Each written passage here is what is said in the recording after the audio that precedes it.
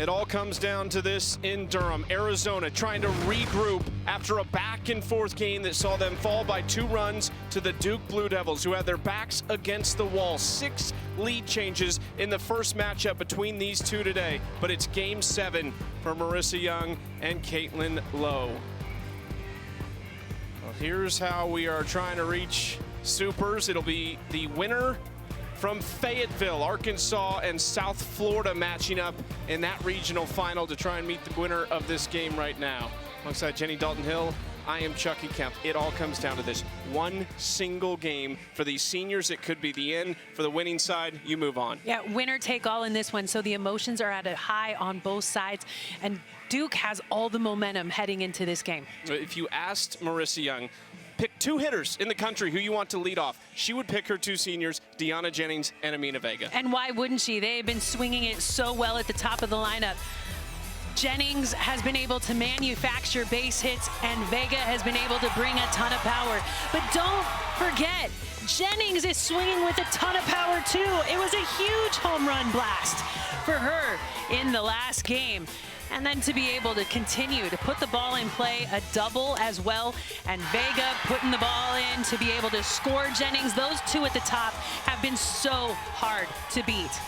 Hard to defend Arizona's speedsters at the top. This has been a storyline here, just creating chaos for Duke's defense. Well, and it's all about making sure that the speed continues to play. So with this, Reagan Shockey and Serenity Trice at the top, and also Taylor Beal able to use short game, create havoc on the base pass, and you're seeing that speed is creating errors for Duke. It is a rubber match. It is a Game 7 in a regional final in Durham. The fans enjoying a beautiful day. Somebody is off to Supers next. Ready for first pitch in Durham between the Wildcats and the Blue Devils. One last time at Smith Family Stadium, likely for Duke this season, win or lose. Here's the lineup Arizona sends to the plate, brought to you by Capital One. Sydney Stewart looking to get going. 2 hits in 9 at-bats, a walk as well, but no extra base hits, no RBIs yet. They rely on her power, and in this regional, it has not shown up. Every pitcher has circled her name, trying to prevent her from being the difference maker in this lineup.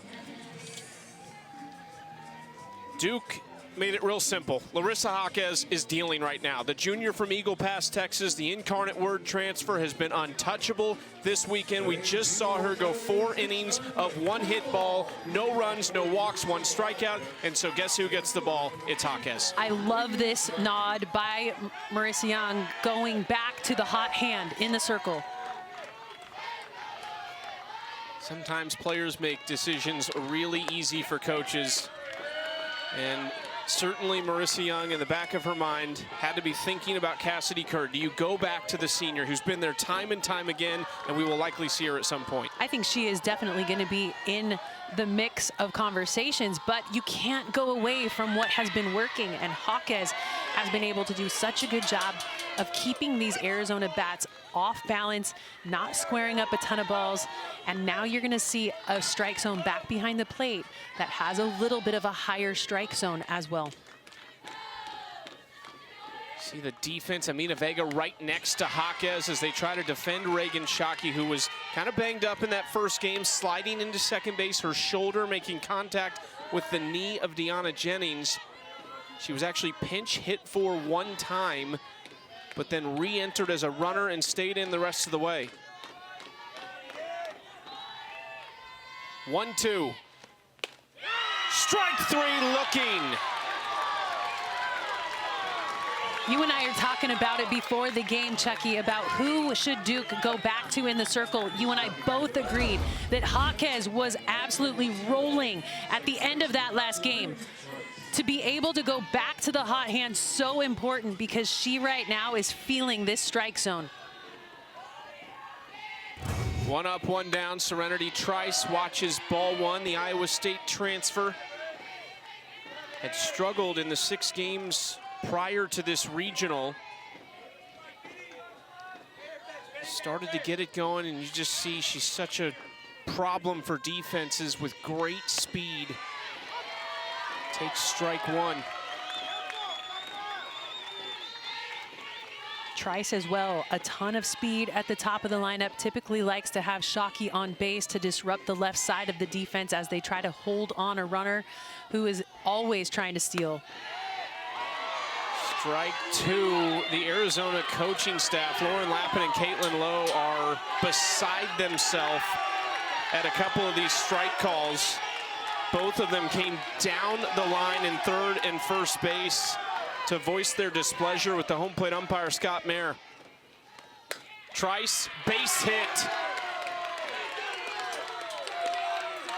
And Chucky, I think sometimes a coaching staff will do things to fire up their dugout and fire up their batter. So with Lappin and Lowe coming in and yelling at the umpire, I think that was just more fuel for Serenity Trice in the box to be aggressive on pitches close to the zone. Trice on first for Stewart. It is in the dirt, picked off the ground by Kyrie Rodriguez to keep Trice at first base. Serenity Trice has 6 hits now in this tournament. Big swing by Stewart, missed it, but that just felt like a more natural swing. She'd been so off balance, and there at least kind of stayed grounded. There was intent behind that swing, where we've seen her off balance, out of her legs in the last couple of plate appearances. And so for Stewart to get a swing off like that, you know that she's feeling a little bit better. Just asking for clarification if that was off of a tipped ball or if that was off of the swing, and the umpire said it was tipped. It was a strike either way.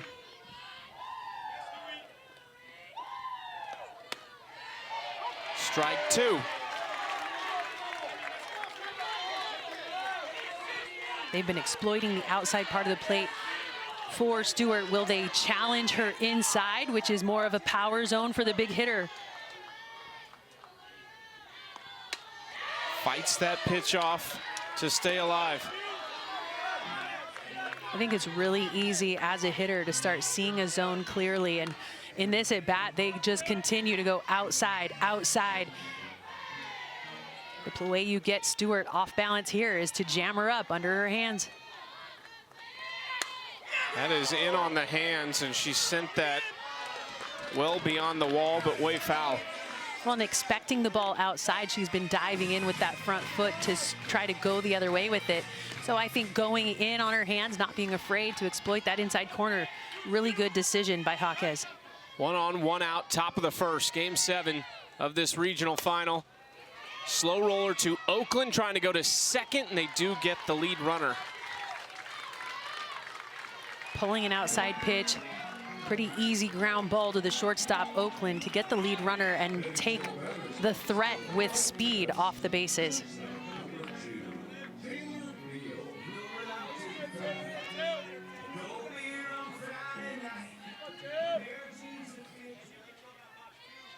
Two away for the 4th-year starter and senior Taylor Beal.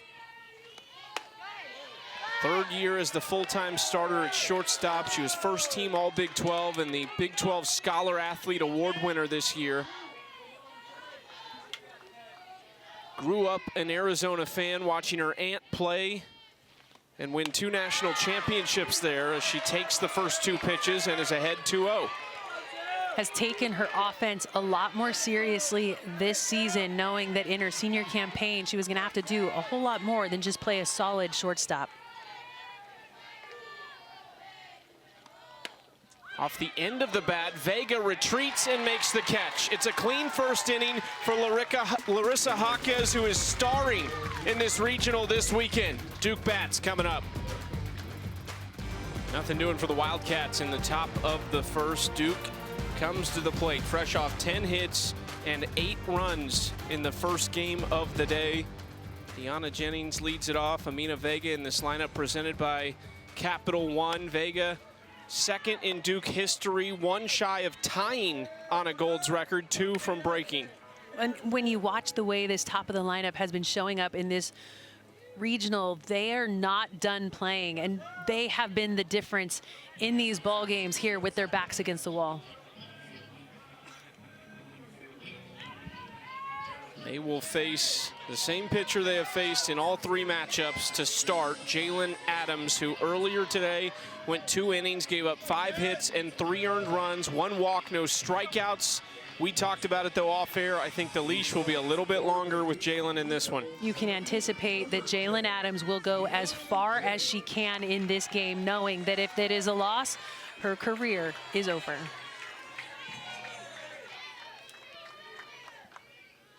She has wins this year over 5 teams that are currently alive and also in the driver's seat in their regionals right now. Oklahoma, Texas Tech, Arizona State, LSU, and Oklahoma State are some of the teams Jalen Adams has beat in the circle this year. And she goes with a ton of different pitches. However, we have not seen her rack up strikeouts in this regional, mid-60s, and really relies on that backdoor curve and rise to get these hitters.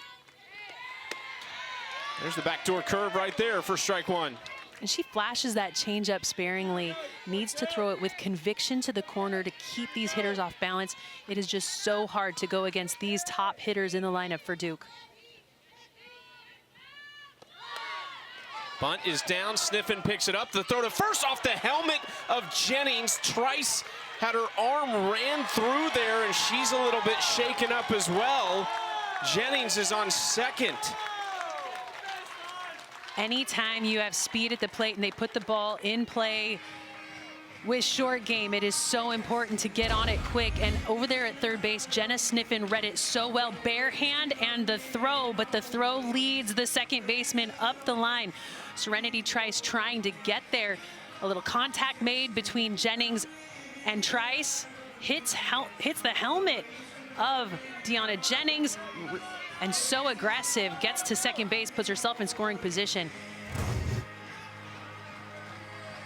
Serenity Trice is talking to the trainer right now. She's pointing to her finger. Her glove got taken off. Of course, inadvertently, she was reaching out into the runner's lane, so Deanna Jennings had nowhere to go. But she is having her finger taped right now. And I did see her kind of look down toward Caitlin Lowe in the front of the dugout and say, no, I'm good, just got to get something fixed here. Well, and it is on her glove hand, not her throwing hand. Deanna Jennings had to get into the runner's lane. She gets there at the last minute, but the ball is ricocheted off her helmet already at that point.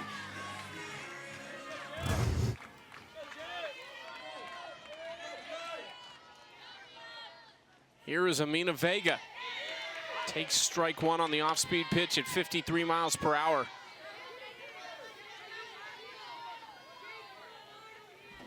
Vega 2 for 4 in the first game today. The home run and drove in 3.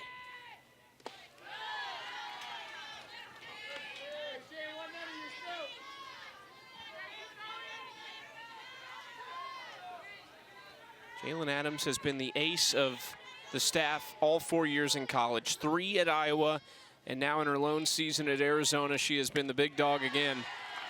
This is outside ball 2. For almost 200 innings a season ago as a Hawkeye. Led their staff in ERA, wins, strikeouts, innings pitched.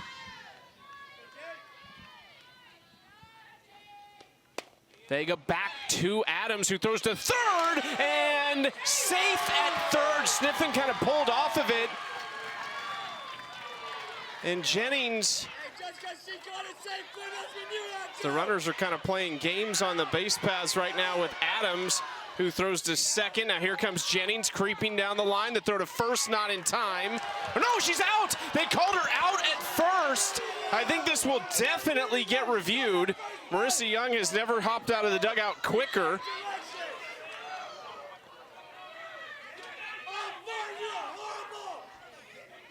Yeah, instead of asking to go to review right away, Marissa Young is asking for the conversation to happen between the umpires first to see if there is anything that they can get to before needing to take this play to review. The first thing that they're going to probably talk about is over at third base.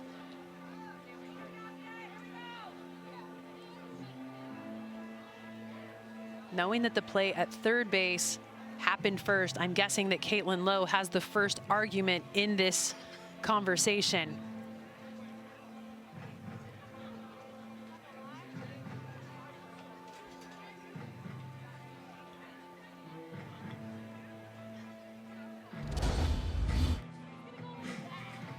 So a heads-up play by Jalen Adams to deliver the ball over to third base to try to get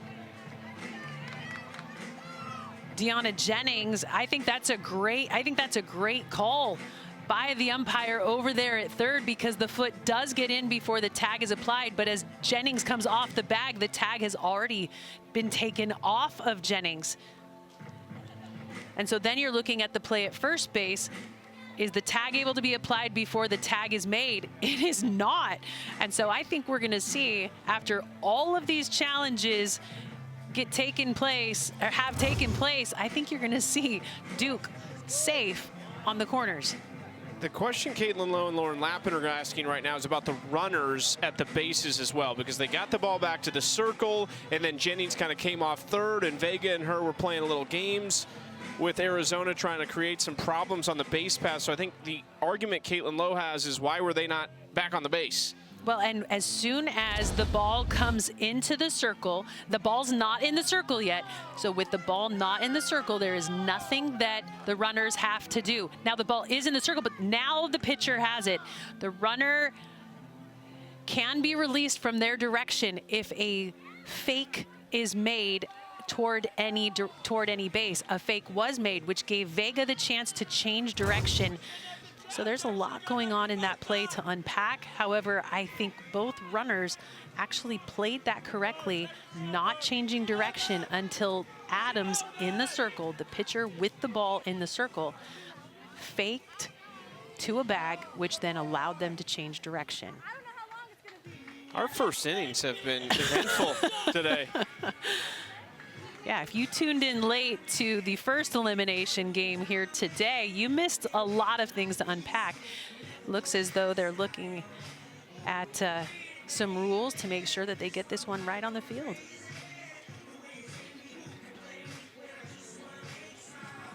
This is a huge play in this moment right now, because it will dictate whether this inning moves on without 2 outs or if it moves forward with runners on the corners.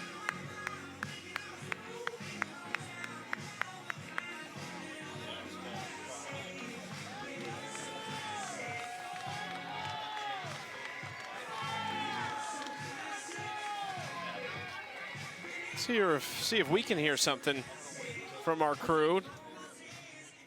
Marissa Young is now pointing at first, wants to get some clarification on what the ruling is on that base. It was out on the field, but the umpires have talked a lot, so we're not sure if maybe something's changed over there already. We know Amina Vega is safe. We just don't know if they're going to have to challenge it or not.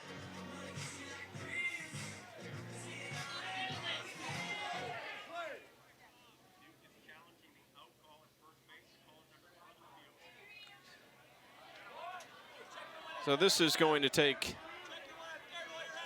very few seconds from Pittsburgh, as long as they're not currently reviewing something else. But Amina Vega is going to be on first. It's going to be first and third with nobody out in the bottom of the first inning. And I think the argument of Caitlin Lowe and why she is so frustrated is because of the way that the call was made in terms of getting the ball back to the circle. And we have the advantage of going back and looking at it multiple times. She has to review it in her mind in real time. And she thought that there was no attempt made or a fake throw made by Adams in the circle, which would not have released the runners from their direction. And so, honestly, both runners should be out in that situation. But I think there was a little bit of a fake throw by Adams, which released the runners from their forward movement. And I think in this situation, the tag is applied so late over at first base that you're going to see she is safe as well.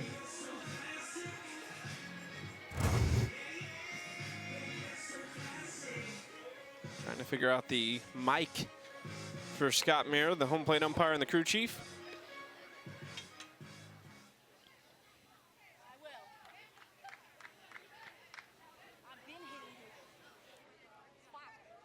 Here's the call. After further review, the call at first base has been changed to a safe. Duke retains their challenge.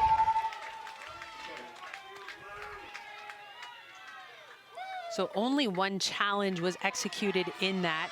Both coaches had asked for umpires to come together and have conversations, but because the call was changed in Duke's request for review, they retain their challenge. Both schools still have 2 challenges remaining.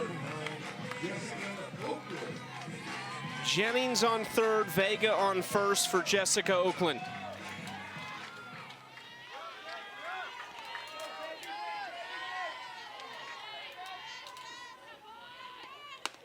Takes ball 1 high. First pitch Jalen Adams has thrown in a few minutes. Probably about 5 minutes, honestly. Well, I think Arizona would have challenged the look-back rule, but it is not a reviewable play, so they only had the ability to have the umpires come together and have a discussion for that one. Strike 1 to Oakland, catches the top of the zone for Adams, 1-1.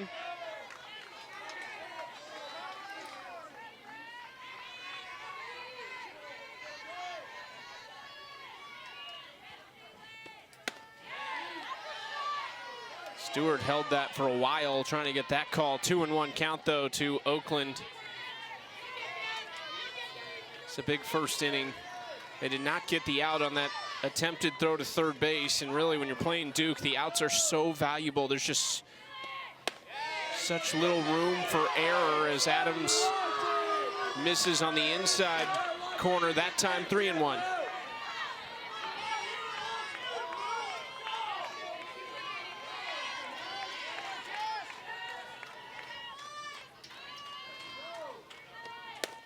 In the air to center, long run for Shockey, makes the catch. It's going to score 1, and Duke strikes first.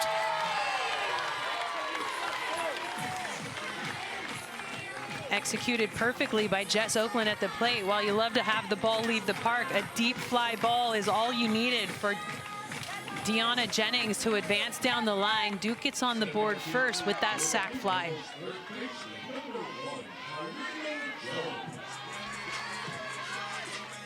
One out for Tyrena Jones, the home run and RBI queen in Duke's single season history. Didn't get all of that into foul territory. Duke gave it a good look. Strike 1.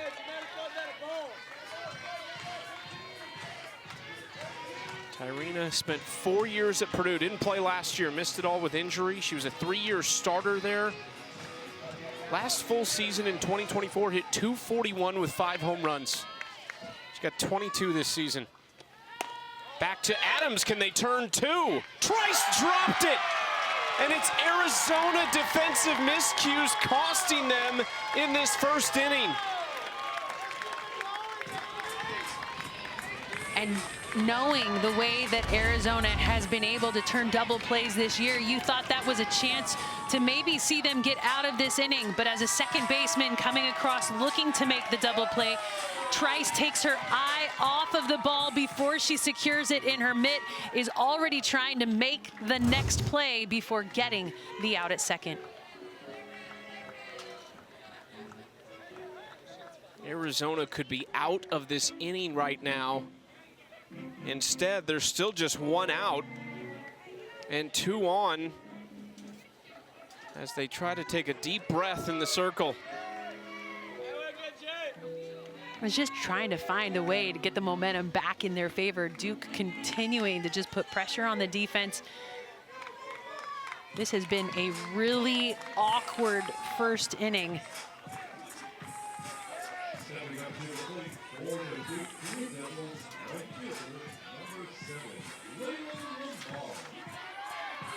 Jalen Adams did not throw a lot of pitches. It's been a long half inning. She's only thrown 14 pitches. Now facing Layla Lamar. Ball 1 outside. And I think what I'm looking for right now is the senior leadership to step forward and bring this defense together. It's a nice spot outside corner, a little bit high, but we've seen that pitch be pretty close to a strike throughout the beginning of this game. Lamar swings through pitch number 2, 1-1 count. These two teams trying to join a growing list of programs who have already punched their tickets to next weekend in Super Regionals. It's in moments like these that you have to find who will lead this team from within. It's one thing to have a coach tell you what to do. It's another to be player-led. And right now, Arizona needs to find that one player that can get this team back on track. Bounced in by Adams, 3-1.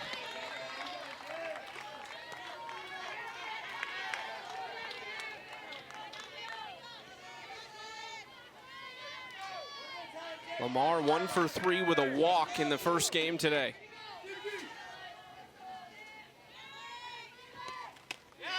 Takes strike 2 as Lamar has to pick the bat back up and come back to the plate.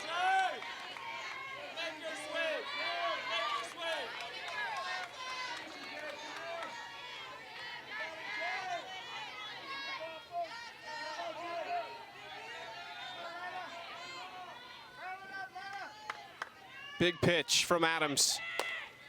Chopper back to the pitcher, goes to first, and they have 2 outs. And in that situation, I think that had the potential to be ball 4. However, Lamar didn't want to leave it up to the umpire behind the plate.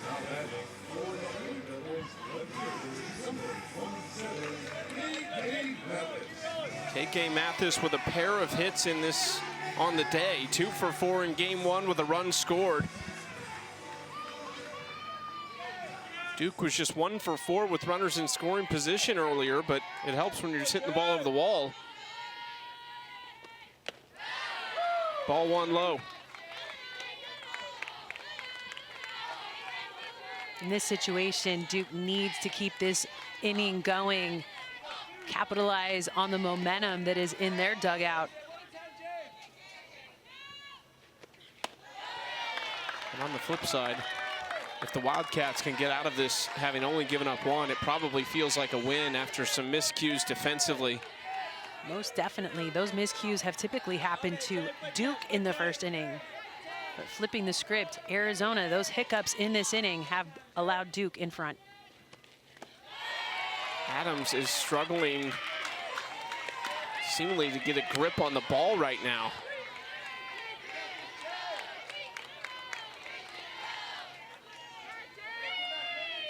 Trying to compose herself against KK Mathis.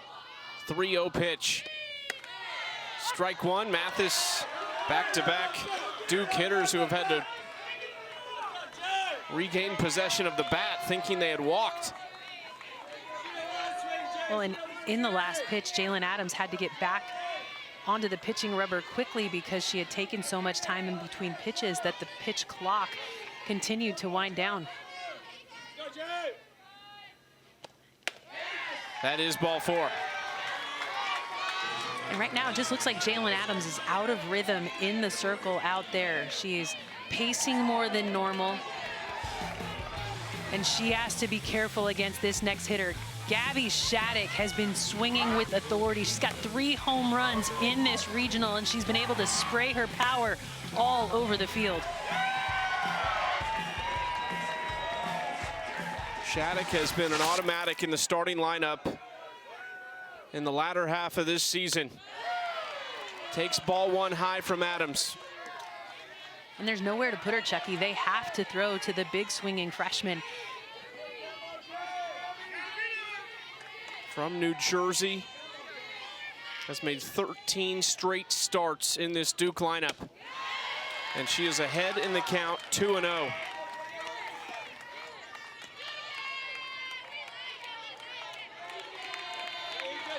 Over for this year with bases loaded. What a time to get your first hit.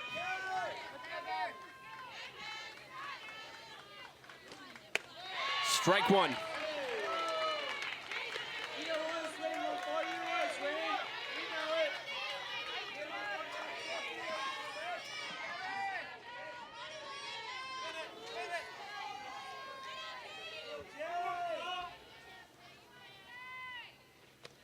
Shattuck, hard hit ball smothered at third by Sniffen to end the inning.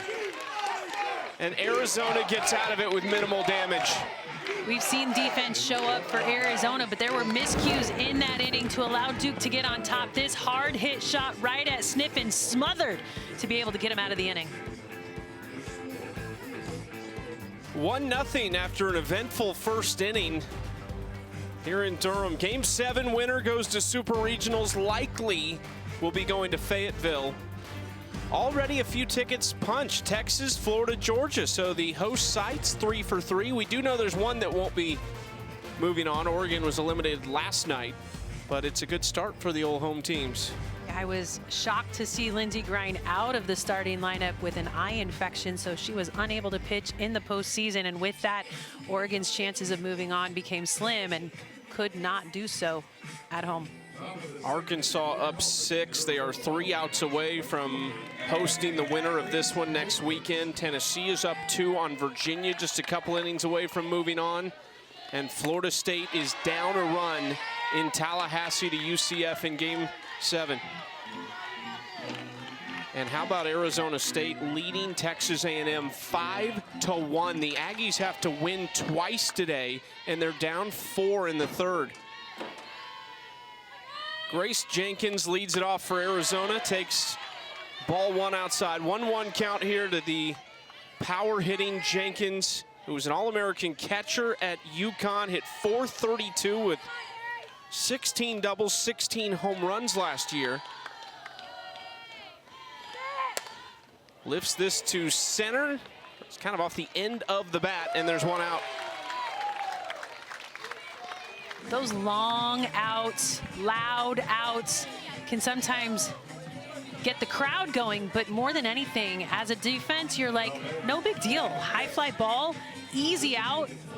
I will say, this time of day, the ball out to right field and to the right side of the field in the air is where you're going to see the issues happen if the ball goes in the sign.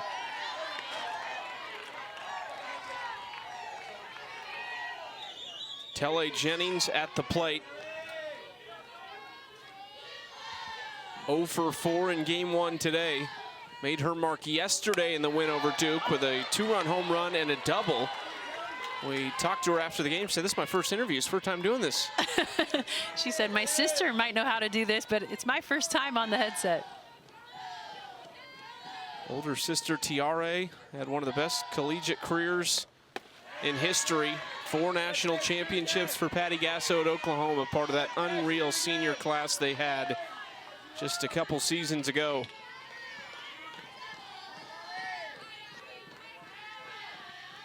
(2-1) to Telle.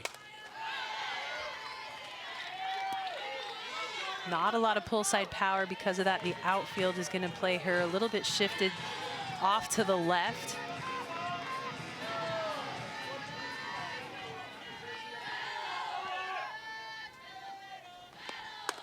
Three and 2. And sometimes as a hitter, what you need to do is check out the outfield, because they're going to shift into a position to help you understand where the pitcher is trying to throw you. So I would anticipate this ball being outside. Off the handle, Jones gave it a look in foul territory.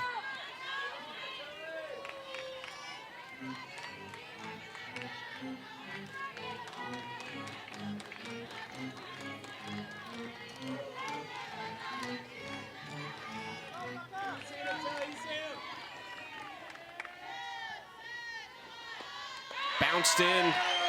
Jennings is on with 1 out. Being able to take your walk this time of year is so important as well. Base runners are just critical to be able to disrupt a defense.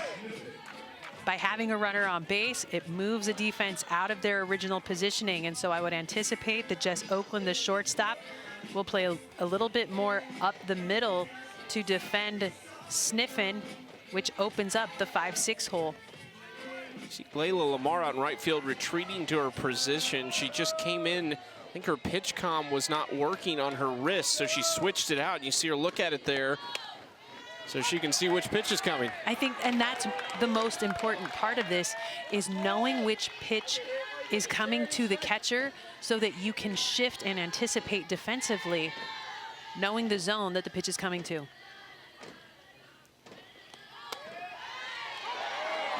0-2 count for Jenna Sniffen.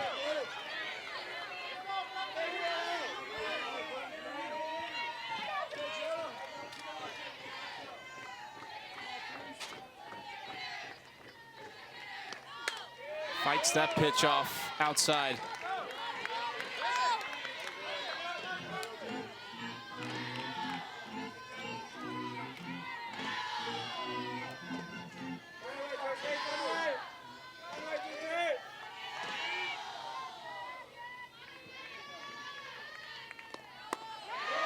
Low ball one. Sniffen trying to get back into this at bat. You start to take that deep breath between pitches. Larissa Jaquez has given up just 4 hits and 8 1/3 in her 3 appearances this weekend. Got Sniffen out in front. Strikeout number 6 of the weekend for Jaquez. That's just dirty to be able to pull the string like that. It's the spin. That tight spin fools the eye of the hitter, thinking that it's coming in with a little bit more velocity, but pulling the string, big strikeout, 2nd of the game for Jaquez.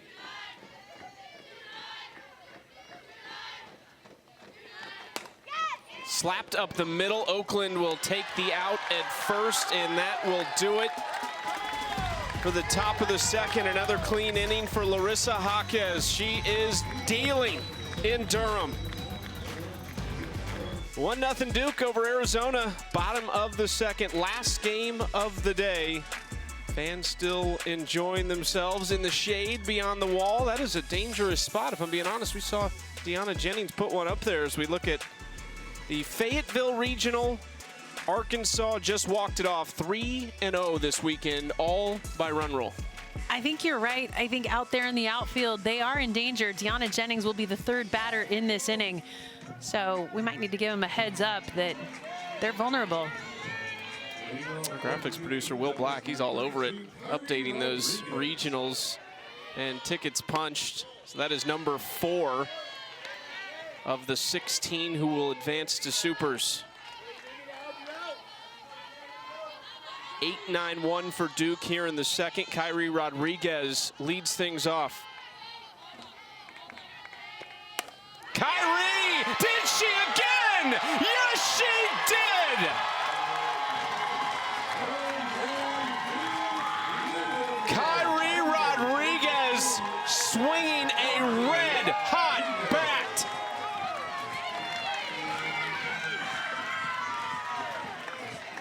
She did not start this regional behind the plate, but has gotten these late starts here at the end of the regionals. And with that, another home run. Had a home run in the last game. Big 2-run shot, and then starts off the 2nd inning here. Another home run. She has 3 home runs in this regional. She had 5 home runs entering the regional. And then you said it, 3 solo shots this weekend to bring her total to 8. She didn't start the opener behind the plate. Gabby Shattuck did, but they like Kyrie behind the plate defensively. So in game 2 of the weekend against Arizona, they went to that, and that's been the recipe. Shattuck at the DP, Rodriguez behind the plate, and she brought the bat with her. But I think more than anything, it's just giving Kyrie Rodriguez, the redshirt junior, the one that has maybe a little bit more composure behind the plate to be able to be defensively what they need, the chance to support the pitching staff. And her bat has now shown up here in the postseason.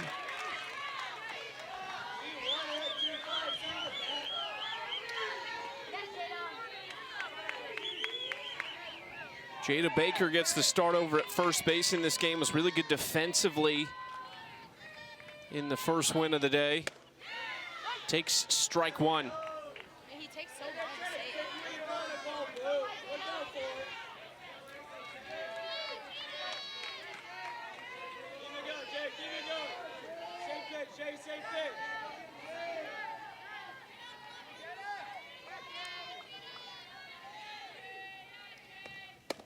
Inside, ball 4.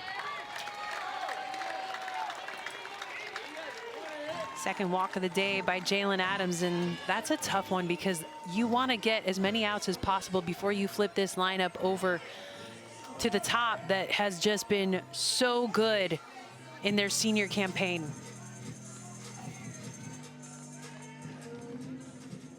Really tough spot for the senior Adams. The bullpen is working out there. We've seen Janae Berry and Riley Holder today. This is it, though. Those are the next trusted arms that they will go to. I don't anticipate seeing Sarah Wright up in the bullpen with the intention of putting her in this ball game. We've seen all three of the pitchers that Arizona likes to throw. But we also mentioned it earlier in this game, Chucky, that the ball will stay in the hands of Jalen Adams as long as possible in this elimination game.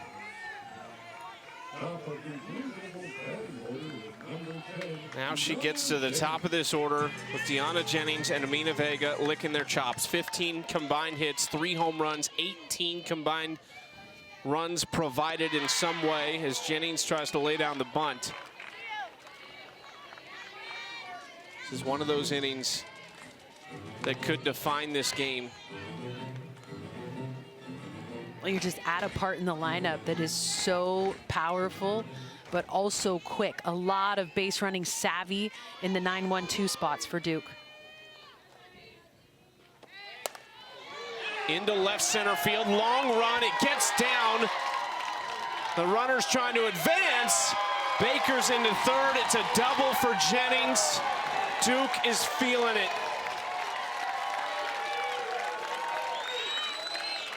The way that Baker's been able to run the bases during her career, she is not afraid to push and challenge a defense, especially outfield arms. Jennings coming away with a hit going the other way. She's done that already today, exploiting that left center gap. And it's a good throw coming in, but because it's made by the left fielder, her momentum not really behind that throw. Jennings dancing her way into another double. Arizona is going to make a change.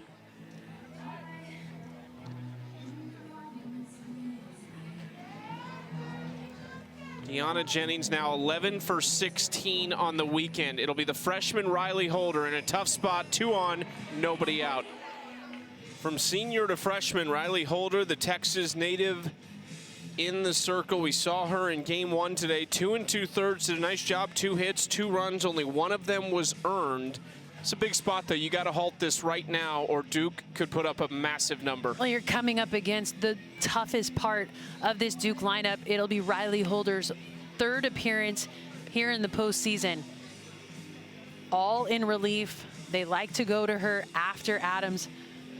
Adams actually has gotten all 4 starts here in the postseason.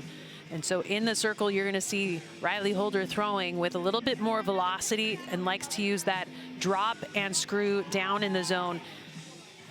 Needs to locate that changeup, but typically only throws that pitch when she's ahead in the count. She's been put in some tough spots in her true freshman season, approaching the 100 innings pitched mark as their 2nd most used arm on a staff that has just 4 options. You mentioned the tough part in the order. The next 4 batters have hit 17, 15, 22, and 14 home runs this year.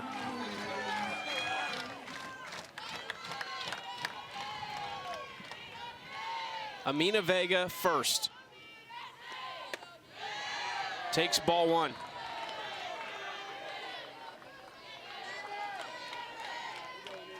Five hitters in this lineup with double-digit home runs, 4 of them hit in a row right here in this part of the lineup.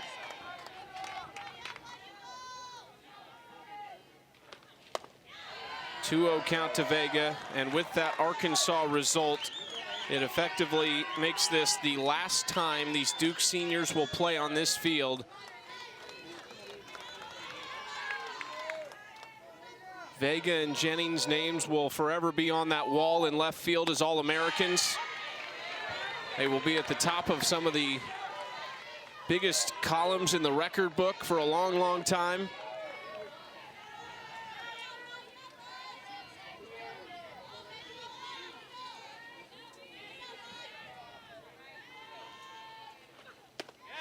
Takes strike 2. You asked me at the start of this regional, Chucky, if I remembered the last time I played on my field in college? And the answer is no, because in this moment, if that's what you're thinking about, your attention is not in the right spot.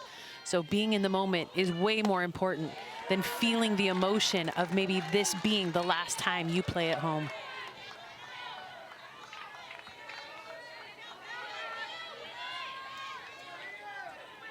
A 3-2 count against the freshman Riley Holder for Amina Vega. Just stays alive. I think it's important to recognize where the defense is playing Vega right now. She has a ton of power and has been able to punch this ball into the outfield, but with the runner at third base, the infield is actually playing very shallow to try to prevent that run from scoring over there at third. Another full count delivery from Holder. And another foul ball. This Duke lineup is just relentless. Very rarely are you going to get an easy out against anyone in this order, but certainly Jennings and Vega will exhaust you in the circle. It's all about making this play right here at the plate. Nobody out. Keep those runs from scoring. Vega waits on the off speed. This is going to be plenty deep enough. Shockey throws to third wisely as Duke takes a 3-0 lead. Off the bat, I thought she got jammed up, that was going to be a pretty shallow fly ball, but the way that ball continued to carry deep enough to allow the advancement and get a sac fly, another run on the board, but a good throw by Shockey prevents any movement by Jennings to get to third. Jess Oakland had a sac fly her first trip to the plate.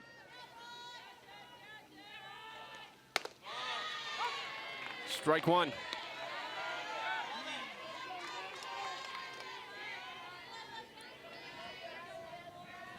Oakland also homered in game one today, her 15th of the season. It's 5:22 with runners in scoring position. Ground ball left side. Sniffen looks Jennings back and makes the out. The throw to third, and they got her. Another double play for Arizona, number 44 of the season. Defense is keeping Arizona in this one, but are they going to be able to get their bats awake enough to get some runs on the board?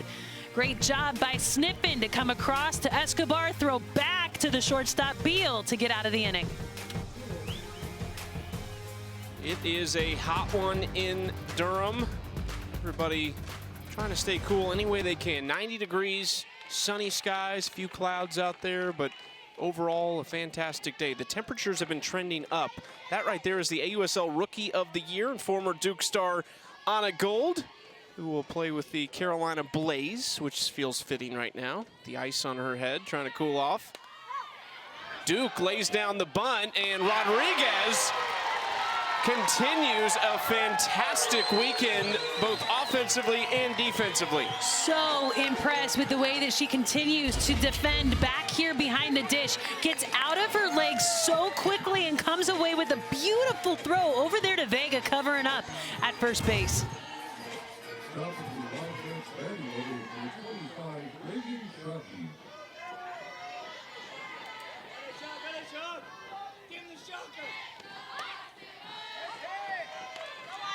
Strike one on the first pitch to Reagan Shockey, back to the top of the Arizona order. Shockey struck out looking her first time up.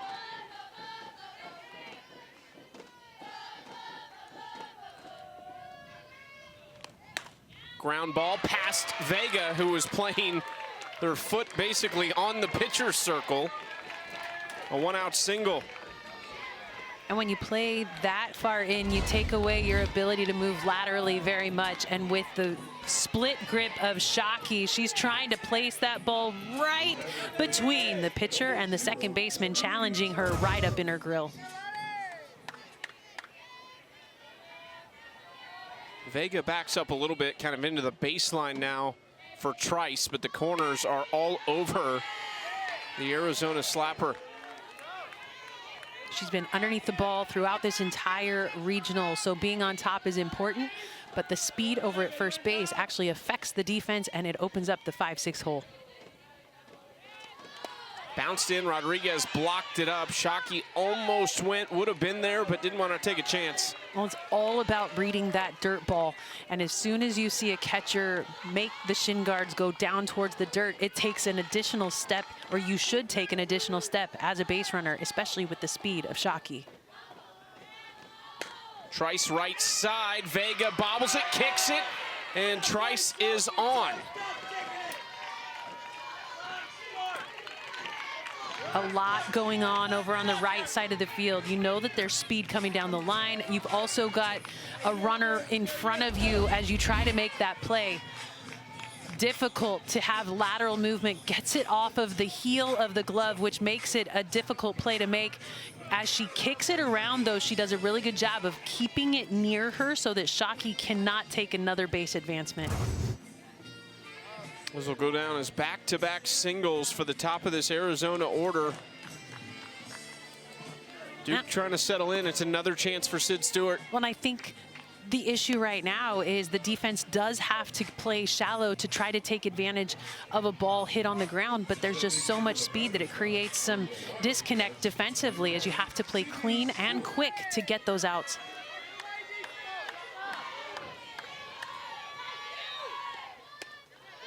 Sydney Stewart last year in Tucson had some momentous swings.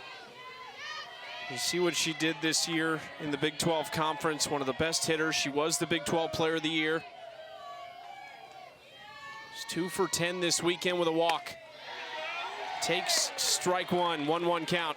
In conference play games, Sid Stewart led the Big 12 in at least 5 offensive categories. It's been here at the end of the year that we've seen pitchers really dance around her, and she's not been able to hit the long ball. Stewart drives it foul off the top of the wall. I think that's the best contact we've seen Stewart have, close to being a playable ball. She's been able to put a charge in a lot of pitches that have gone really far foul, but so far, being able to throw on the corners has been in the pitcher's favor, and Sid Stewart has not been able to hit the long ball in this regional. Can Jaquez get her again? 1-2. Ground ball, Oakland, and the flip to second in time. 2 outs. Exactly how Stewart reached the first time on a fielder's choice to Oakland.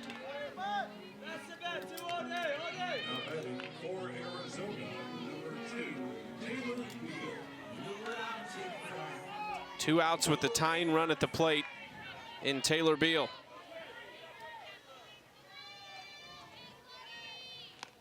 First pitch swinging, popped up, long run for Jones, who can't quite track it down. That was going to be a difficult play, even if she was able to get there. It would have been an over-the-shoulder catch, a highlight reel play for sure. But with Arizona threatening at third base, you're always looking for a way to get out of the inning without a ball put in fair play.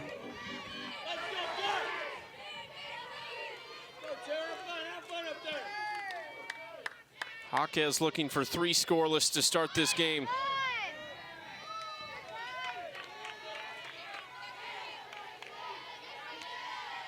With runners at first and third, what you're looking for is Arizona going to do something to try to draw a throw, create some defensive miscues. They've been able to speed up the defense of Duke and create chaos. Beal takes that pitch for strike 2. That was a little bit taken off of it, 52 miles an hour. And with less than 2 strikes, it is the right take. However, that ball sat middle of the plate in a very hittable zone. Now 1-2 for Jaquez. Driven right to Vega. Big fist pump from Larissa Jaquez, who is dealing 3 scoreless for the junior.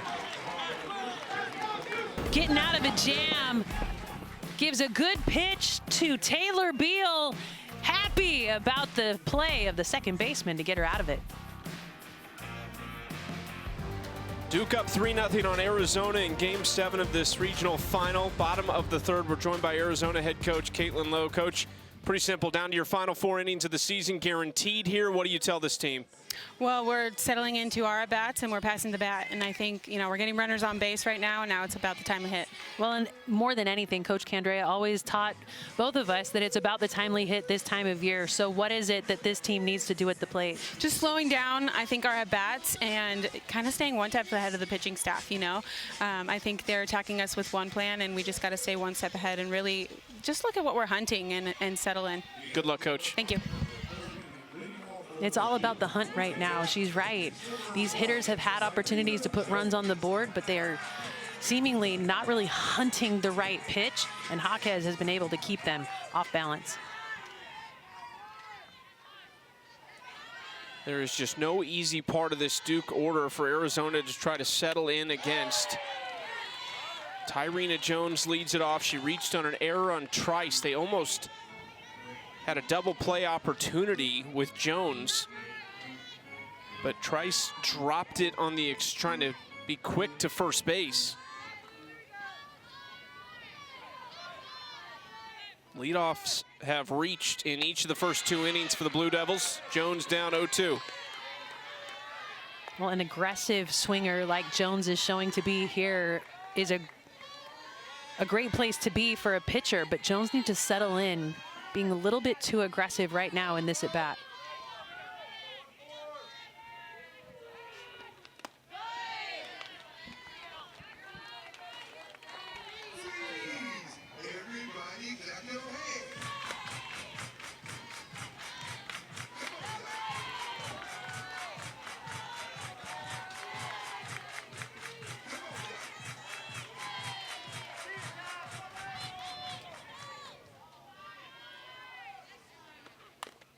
Just tipped that. Still 1-2 against the freshman Holder. First full inning of work for her in the Arizona circle.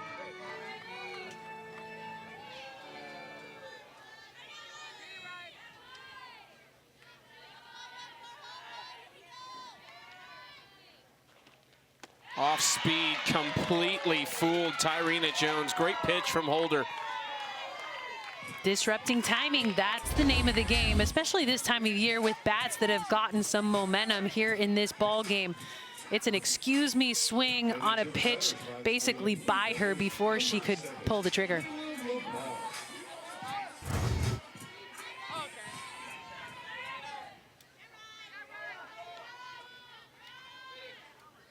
Holder calls time and pointed down to her pitch comm device. Maybe missed the call originally. Layla Lamar grounded out to the pitcher, her only trip to the plate so far. Back that direction again. She is going to reach, though, on a swinging bunt single.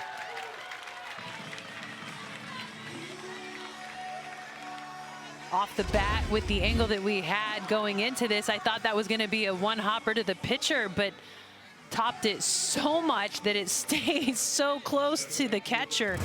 Nobody could really defend that one.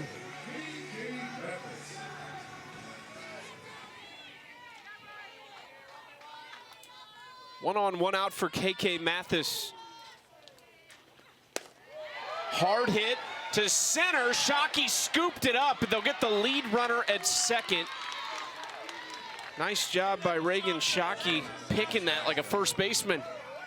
Yeah, played it perfectly, and those balls straight back up the middle are scary, because if that ball skips on the ground and gets under the glove of Shockey, there's nobody back there to defend her or back her up. That ball was going to go all the way to the wall, be extra bases for both base runners.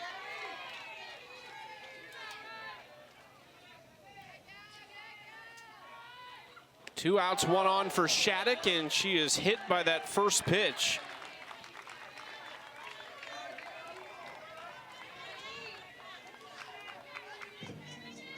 You've got to be able to have confidence on that inside part of the plate against big hitters. That one got away from Holder, and Duke with the advantage, a runner in scoring position here in the third. Tough part is you might not get hurt by this, and even if you're not, it's still just that batter closer to Deanna Jennings again, to Amina Vega again.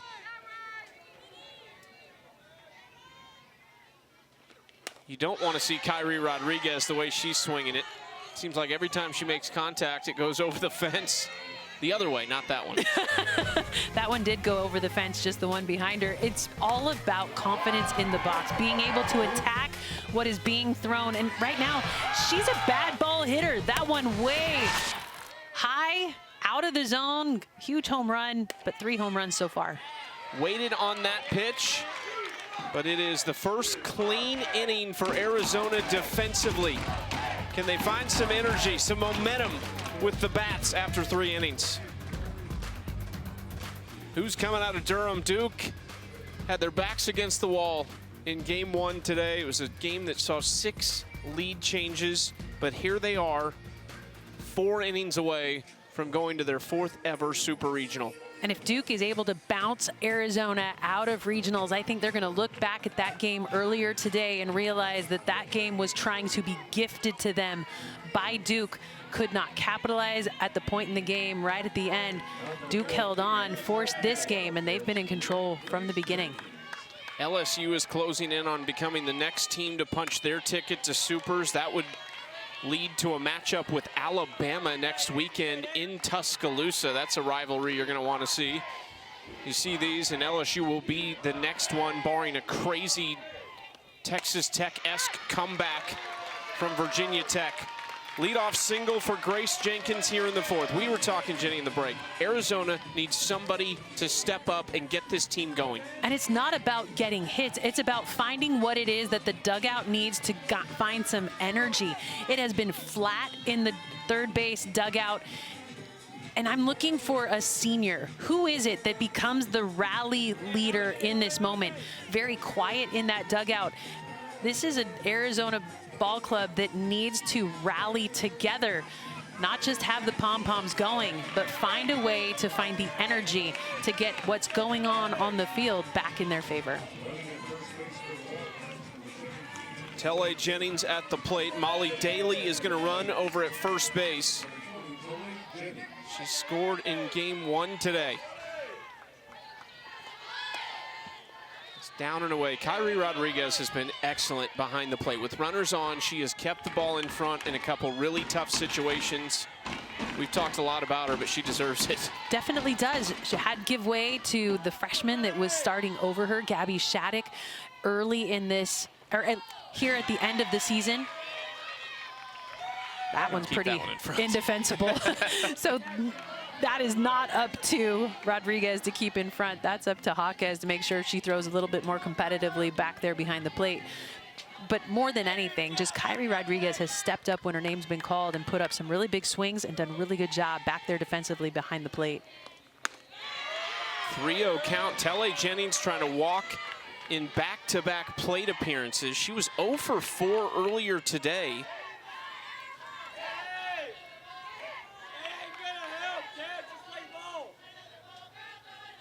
Jenna Sniffen on deck. Telle in the 6 hole for Arizona. After her, 7, 8, 9, all 0 for 1 in this game.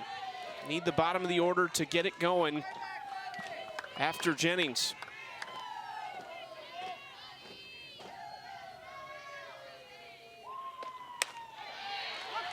Strike 1 in the 3-0 count. Telle Jennings only has 3 home runs on the year, but one of them came against Duke in their first matchup here in regionals. Stays in it with that foul ball to make it a full count.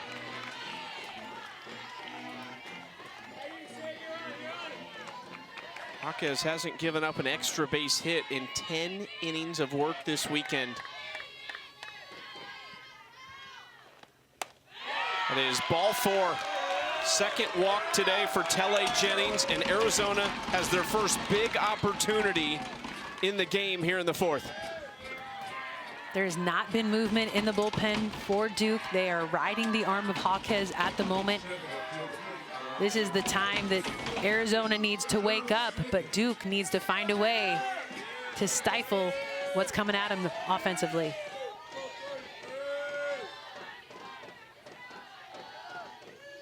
Jenna Sniffen showing bunt, lays it down the first base side, and she is tagged in the line by Baker. That ball looked like it almost came out of the glove. It's exactly what I was looking at, Chucky, because that tag is the right play to make, but you have to hold on with both hands.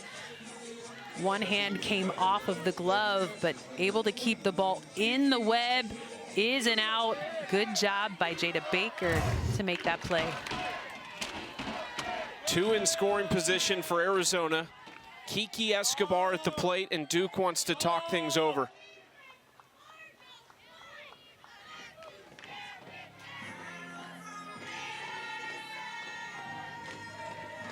Arizona's situational is not how they want them to be today. Just 1 for 4 in the leadoff spot in this game. That was this inning with Grace Jenkins' single. They've not been good with runners on. Have not had a lot of opportunity with runners in scoring position. I just think it's about execution at the plate, not swinging outside the zone. We've seen some chases. We've seen some uncompetitive at-bats at times. But when you've got a runner in scoring position this time of the year, you're never guaranteed another opportunity with a runner at second and third. So at this point in the lineup, Kiki Escobar needs to capitalize here as we sit about halfway through this ball game.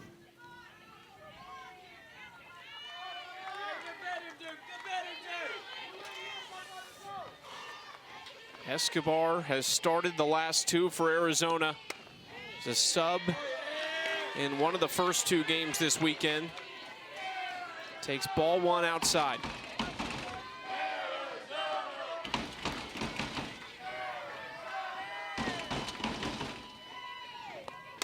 Ground ball right side. Vega coming home. The tag is there.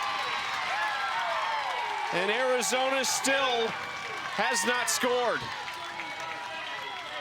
When I think more than anything, as a defense, you play this shallow, hoping that the hitter on the left side is going to just put this ball in play. It was a ball angle read by the runner at third base, so a nice play by Vega to come home quickly and give time for Rodriguez to make a really easy tag.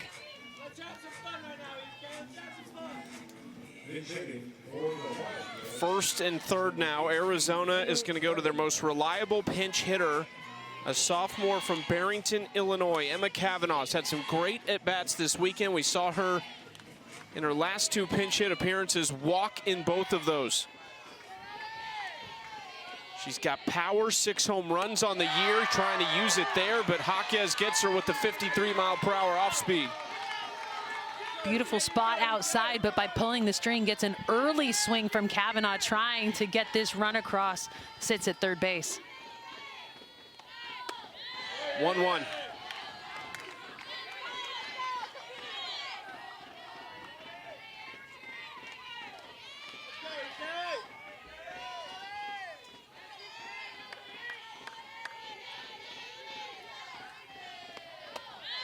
Two-one count for Larissa Jaquez, who is an out away from 4 scoreless innings against Arizona. On Chucky, I wondered, in this situation, do you pitch around the big hitter to get to the top of the lineup where you don't see a lot of power by Reagan Shockey?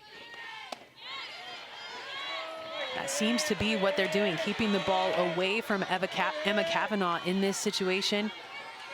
Because when they flip the lineup over back to the top, you've got 2 hitters that don't have a ton of pop. They do have 3 hits combined today, though.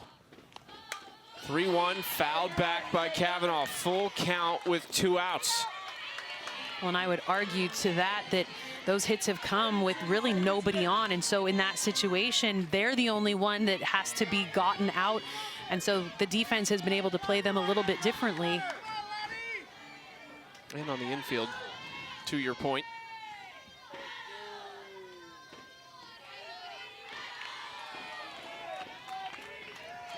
Three-two count for Kavanaugh. Reagan Shockey on deck.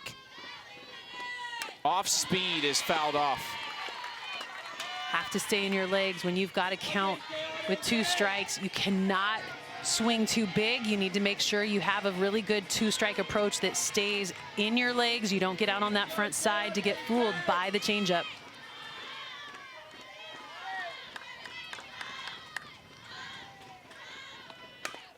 Ground ball, foul.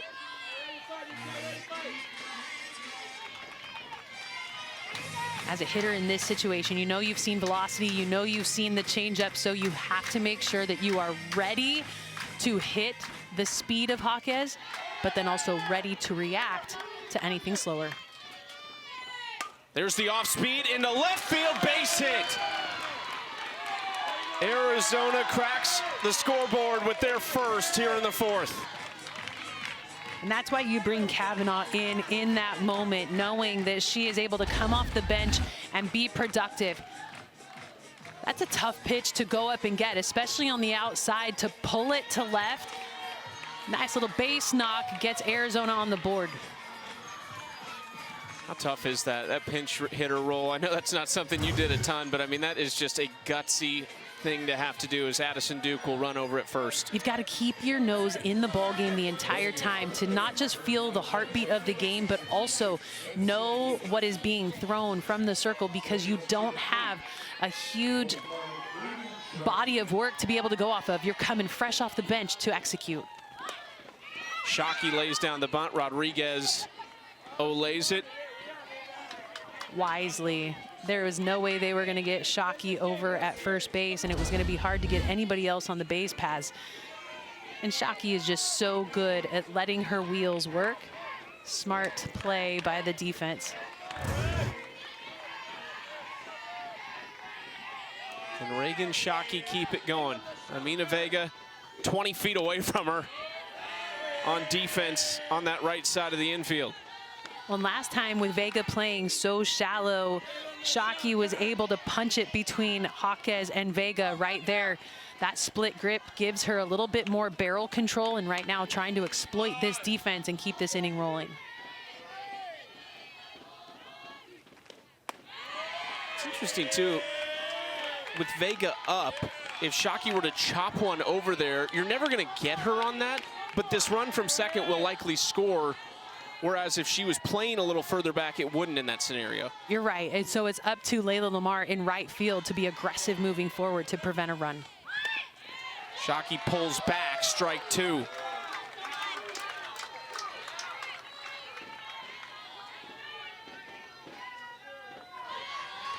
Vega, is she going to retreat now? I think she will.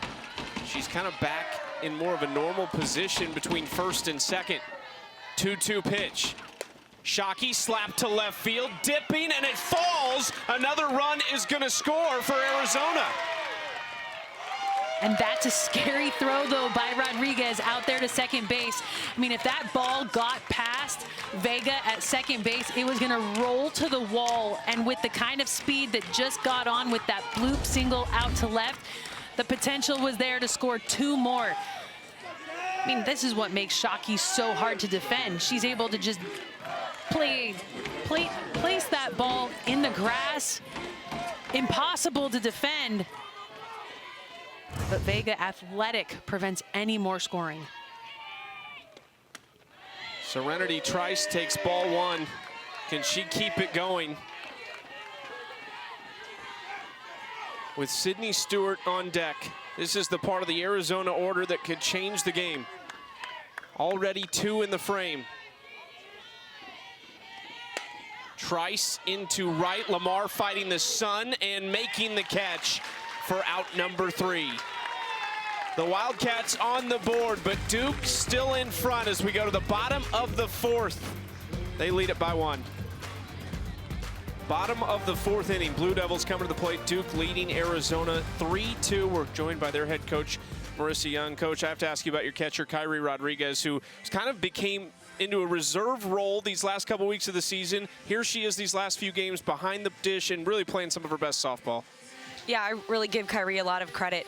You know, she did go into a different role than probably what she wanted, but she continued to work and be ready for these moments. And she's done a great job keeping, you know, the run game at bay here with Arizona, and then literally being on fire at the plate. So I'm really proud of her. Yeah, fire is right. And another one that I'm really impressed by is Larissa Jaquez. Finished the last game so well, and then she gets the start here today. What did you see out of her? She wanted the ball, and she's got that fire in her eye and wants to do it for her team today. So we're just going to keep riding her until we don't. Good luck, Coach. Thanks. smiles out of Marissa Young, I think we've turned the corner. I think she might like us. It's a dangerous team when their coach is smiling and dancing in the dugout, which we saw against Marshall last night. Definitely feeling good with the way that this team has been showing up here in the postseason. After a tough game, a run rule loss against Arizona in their second game in regionals, they've been able to put up a ton of runs. We've talked a lot about the players setting the emotions aside as seniors, thinking this might be the end. It is the end at this stadium, regardless of result. But same goes for their head coach, Marissa Young, who has been able to look at the lineup card and pencil Cassidy Curd in for a start or two a weekend over the last 4 years. She's been able to look at the lineup card, and her top 5 in the order that features 3 seniors has basically been unchanged for months. Hard hit ball, Beal scoops it up. She has been automatic at shortstop, 1 out. She has taken defense so seriously during her career at Arizona, actually choosing to play defense more than get into the cages. But this senior season, she knew that it was going to be up to her to be able to swing a more potent stick. So has stepped into the cages, do a little bit more, but her defense still on point. 11 hits for Deanna Jennings in this regional. That's a Duke program record.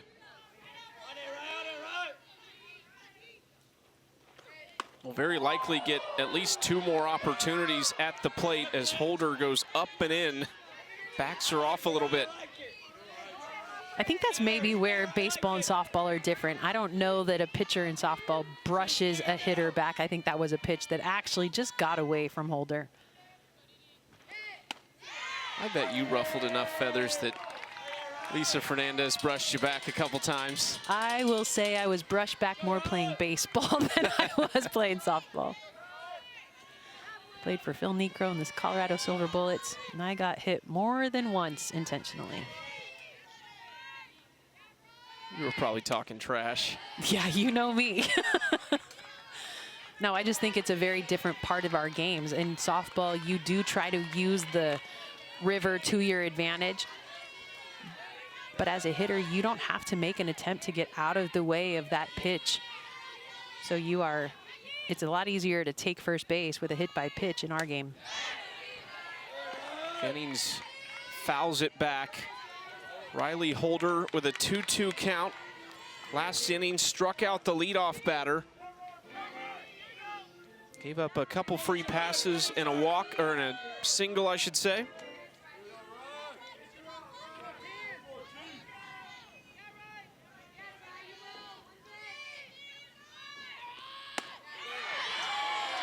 Ball outside, full count. You do not want to put Jennings on with a free pass here. That just opens the door for creating a defensive shift to have to defend her with her speed.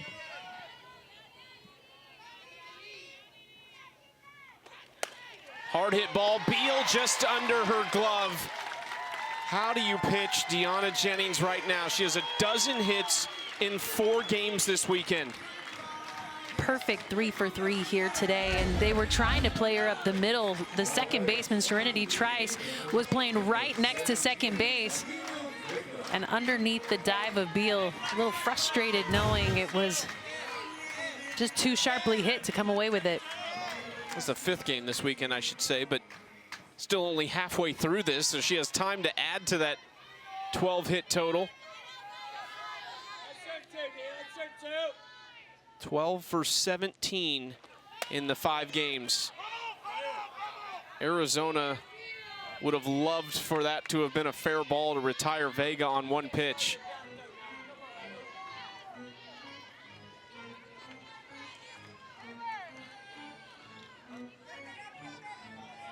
Amina reached on a fielder's choice in the 1st. She was the first to face Holder in the 2nd and delivered a sacrifice fly. 1-1.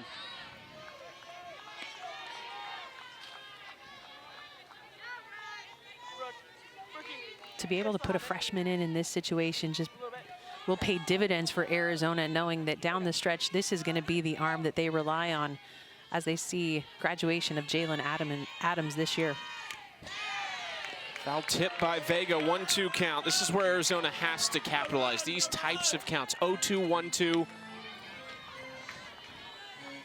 And we've seen plate discipline by this top of the lineup that continues to expand counts, be very controlled on the strike zone, not chasing out of the zone.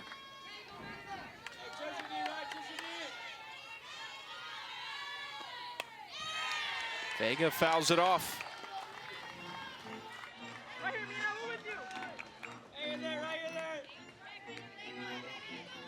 Only 11 strikeouts on the season for Amina Vega. It just doesn't happen. But playing right up the middle, the shortstop Beal is expecting this ball to be close to second base. Vega in the air, carrying to left center. Shockey back! Oh, baby! Reagan Shockey, but she's hurt, and she didn't catch it. It's a home run. It looked like Shockey had it, but it is a home run for Amina Vega, and Shockey is injured.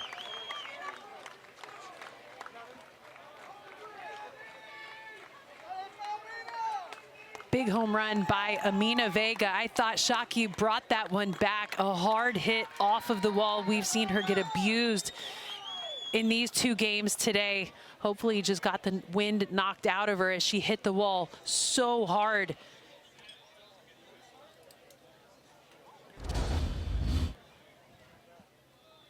I mean, ball down and in, and she keeps her hands inside of it, driving it deep. The retreat by Shockey, perfect. She thought she had it too. She was looking for the ball in her glove, but then the impact of hitting the wall allows it to trickle out just out of her fingers. Timed that perfectly. But a very scary impact off the wall. And when you know the way that her head coach played center field, Shockey plays it very similarly. Her head coach, Caitlin Lowe, actually ran so hard into the wall, broke her nose when she was a player at Arizona. Shockey just could not keep the glove squeeze. Her hand almost came out of her glove. She impacted the wall so hard. I mean, but the timing of this, absolute perfection. But with how hard she hits the wall, could not hold on. All the way to the knuckles, her hand almost came out of that glove, and now the concern is all with Reagan Shockey, and it was a muted celebration for Amina Vega and Duke, just understanding the situation. Reagan Shockey, who is fighting through, kind of banging up her shoulder in game 1. You know how much she loves wearing the Arizona jersey, what this team has meant to her. She's been a tremendous leader for the Wildcats, even as a junior. She just hit that wall so hard that her whole entire body rammed right into the wall. Looks like her face was impacted as well, hoping that everything is okay with her. But as of right now, it looks like she's going to depart the game.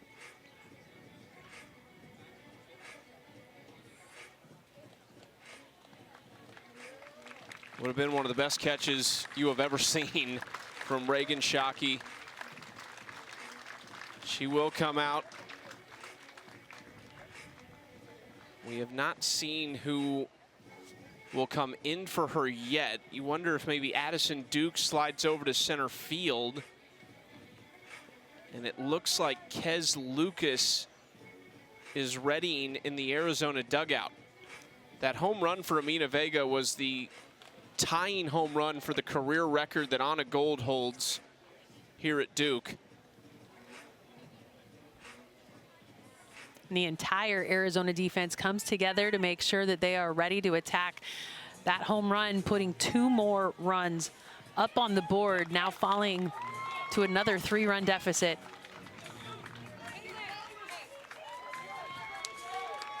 Kez Lucas will take over at first. Addison Duke will go to center, and Kiki Escobar will go out to left field. For the Wildcats, now in center field, number 55, Kez Lucas. Direction at first base, number 55, Kez Lucas. They're just getting the changes sorted with the home plate umpire, Scott Mayer.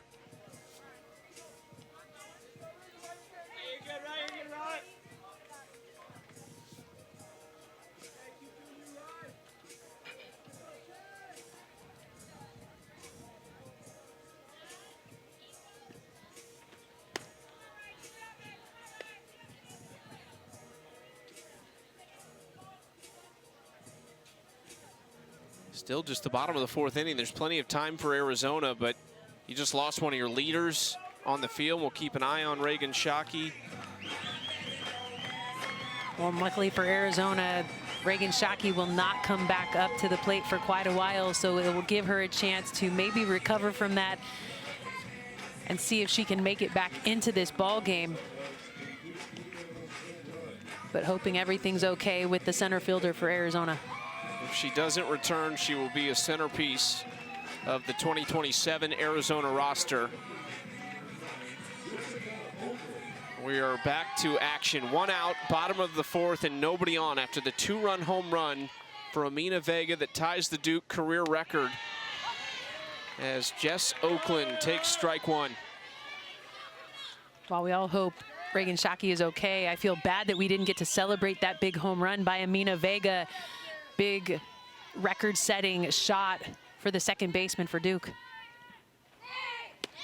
Now Vega needs one double and one home run to set those career records by herself.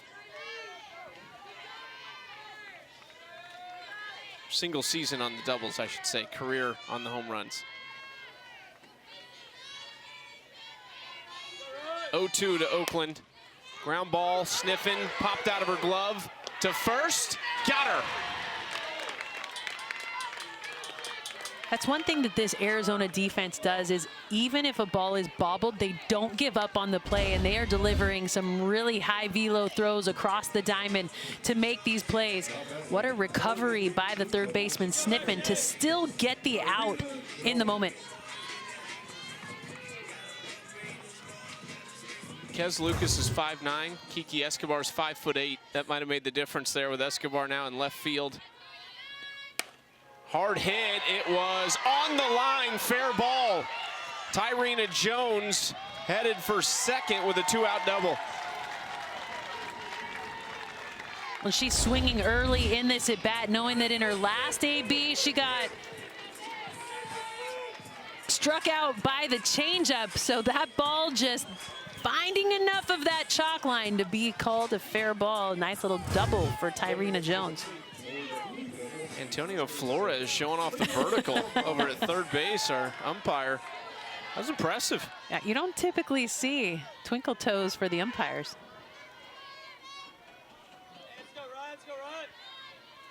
Layla Lamar now at the plate with two outs. Takes strike one. I mean, Chucky, do you think you could have gotten out of the way better than this? I could have gotten out of the way, but I wouldn't be up still. I'd be on the ground. That was impressive. Well, with that being a fair ball, that would have impacted the play had that contacted the umpire.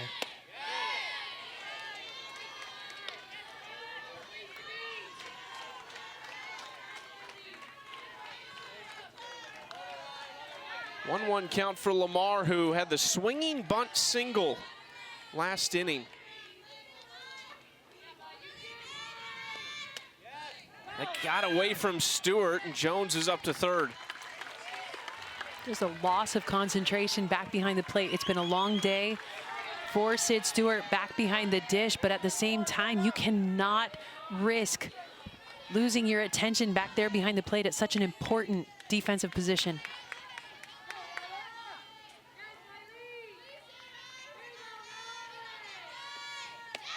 Change up for strike two to Lamar.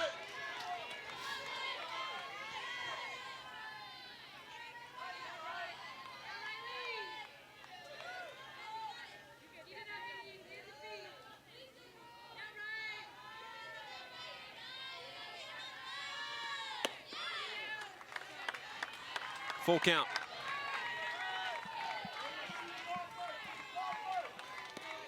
Still a lot more softball to be played today. Possible game 7s that could be forced. UCLA, South Carolina doesn't start till 7:30 Eastern on ESPN.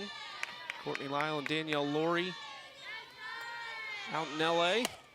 To right field, Lamar knew it!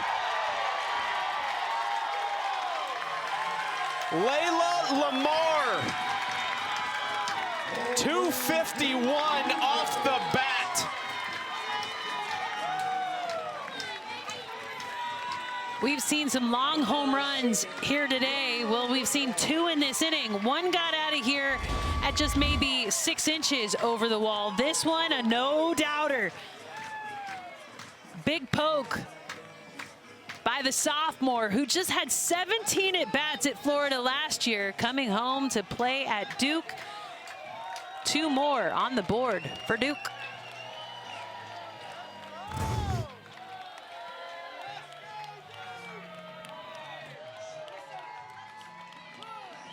That will force a pitching change for Arizona. We'll see Janae Berry again, who we have seen against the Blue Devils twice earlier today. Gave up 3 earned on 3 hits in 2 1/3. It's really good yesterday in the 1-0 game for Arizona to reach this point. I mentioned a lot of softball going on still. Some of these places haven't even started their first regional final game, let alone possibly had a game 7, but you can catch it all on 7 Innings Live on the ESPN app. Every game, every big moment on the road to the Women's College World Series. I mean, that's what I'll be watching on my way home tonight to make sure that I understand what we've got coming at us next weekend, Chucky, for Super Regionals. The biggest shocker of the weekend could be happening right now. Florida State is down to their final out, and they trail UCF by 2 in Game 7 in Tallahassee.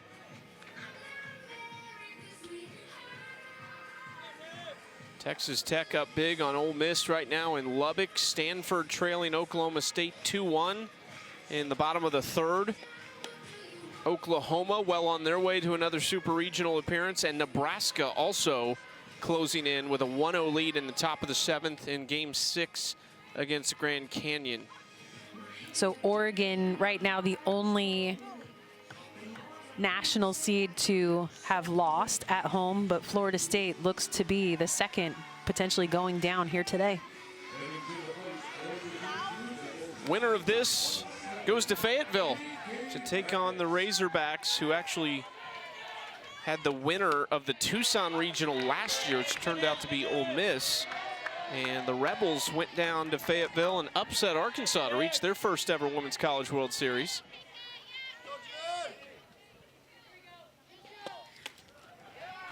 One 1-1 count here from Berry to KK Mathis.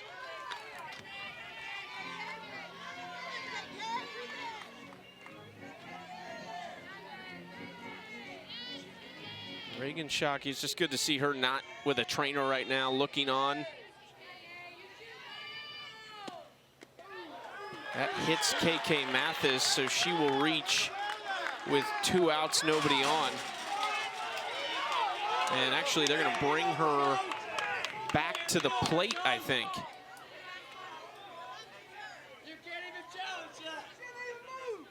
So the ball has to be completely in the batter's box for a hitter to not have to move and be hit by the pitch. That pitch looked like it was in the river, and the river is not owned by the hitter. And with that left elbow leaking out over the plate, I think this is a good call by the home plate umpire, Scott Mayer, to bring her back, because that ball is 100% not in the batter's box.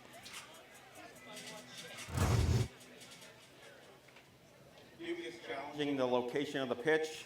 The call on the field is that the batter was hit with her elbow outside the batter's box. The call is under further review. So we'll take a look. By your estimation, it should be KK Mathis back in the box. Also, speaking of hosts that haven't advanced, Texas A&M is out. Arizona State beat them in College Station. 2 years in a row that Texas A&M loses in the regional round. Last year they were the #1 seed and did not advance, lost to Liberty if I remember right. I think this call is going to stand on the field with KK Mathis left elbow hanging outside of the box and over the plane of the plate.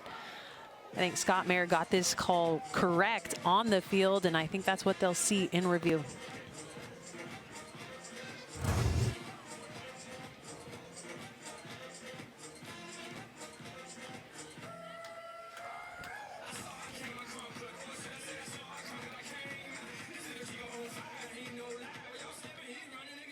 Marissa Young and one of her assistant coaches and former player Jayla Wright awaiting the call.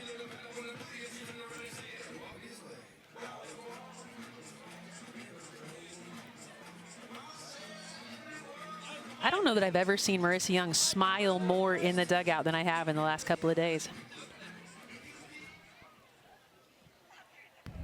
After further review, the field is confirmed. It is a dead ball. The count is now 2-1, and Duke has no challenges left.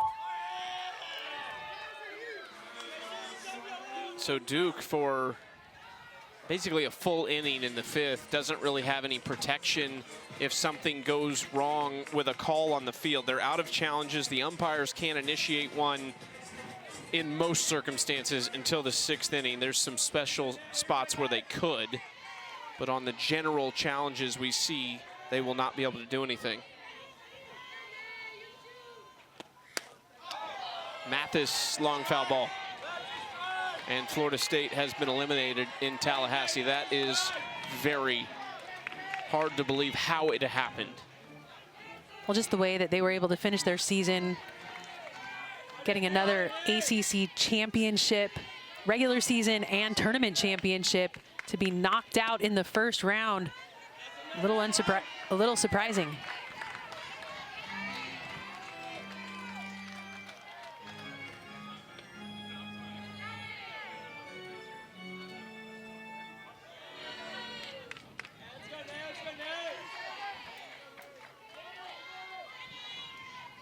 Two count to KK Mathis. In the air, shallow left. Escobar. The ball hit to her a couple times since going out to left field from first base. Duke plates 4 in the 4th inning. The long ball, Jenny, again. It is Amina Vega, 2-run shot. Barely clearing the wall. And then Layla Lamar, the no-doubter. Duke on top, 7-2.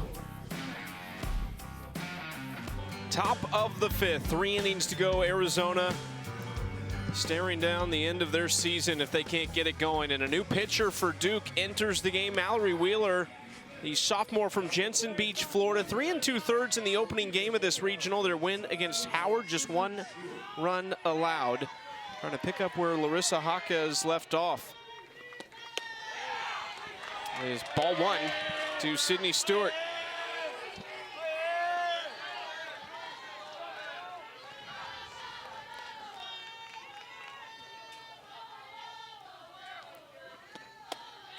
Two and 0.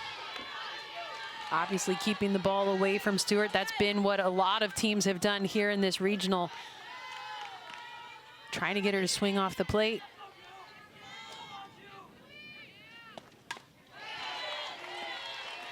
Stewart saw one she liked, just on top of it.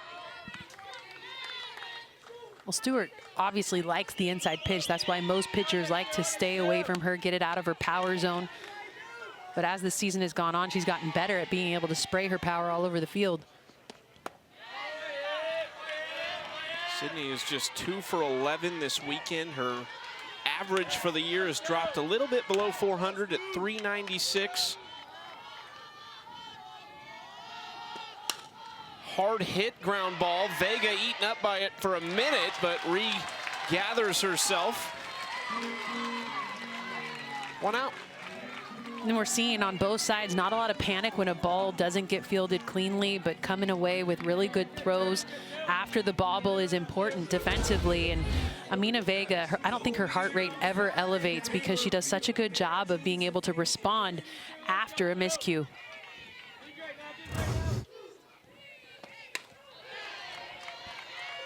Taylor Beal swinging at the first pitch. Fouls it away out of play.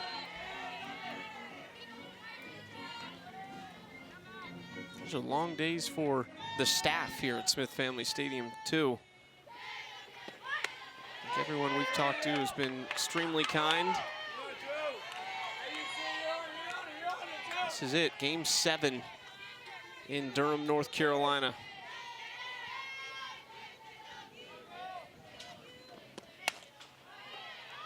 This is in foul territory. Long run for Lamar, who also goes up against the wall. Can't quite come down with it.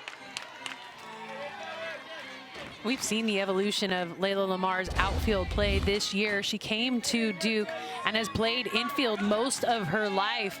But by coming here to Duke, she knew that the way to break into the lineup was to be able to play the outfield slot. So has solidified that position out there in right field.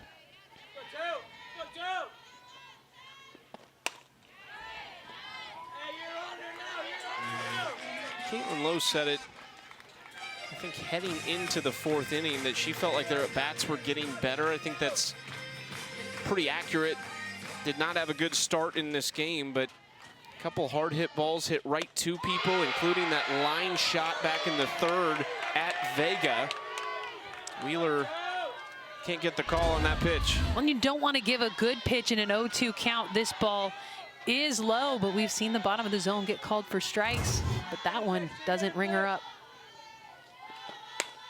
Big swing by Beal, and that is off the base of the wall and sits down, which helps her easily cruise into second with a 1-out double.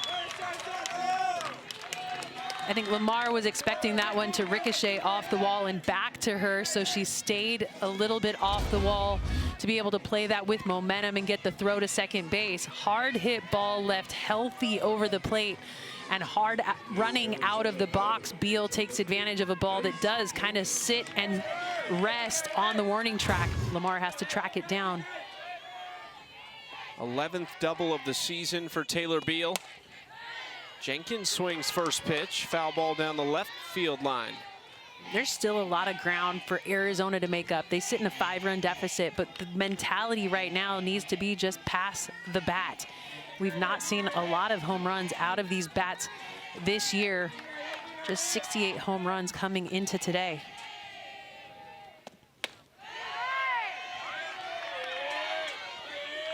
That's uncharacteristic for most Arizona ball clubs. They are the ones that usually love to leave the yard. The ball flies well in Tucson, but they have not hit many home runs as a team this year.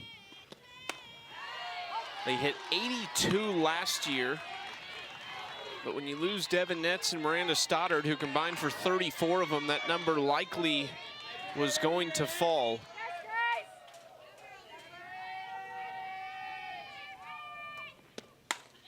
Hard hit into the outfield. That gets down. Beal is held at second, or excuse me, at third.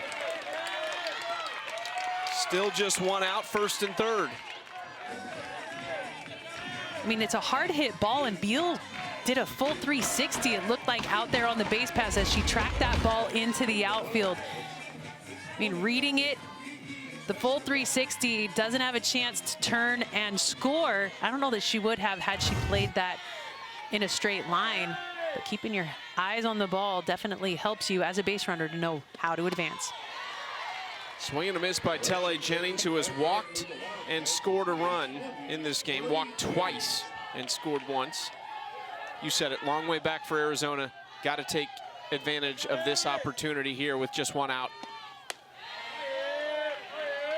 We've just seen so many times Arizona having opportunities to put the ball in play with runners on and runners in scoring position. They have not been able to do so against this Duke battery. Back to Wheeler. Beal came halfway down the third base line, but retreats, and now it's second and third with 2 outs. When Beal was just trying to get her to look her way, I thought for sure Wheeler was going to go to third to get her out, but in a 5-run lead, the out at first base is a really good play for Wheeler.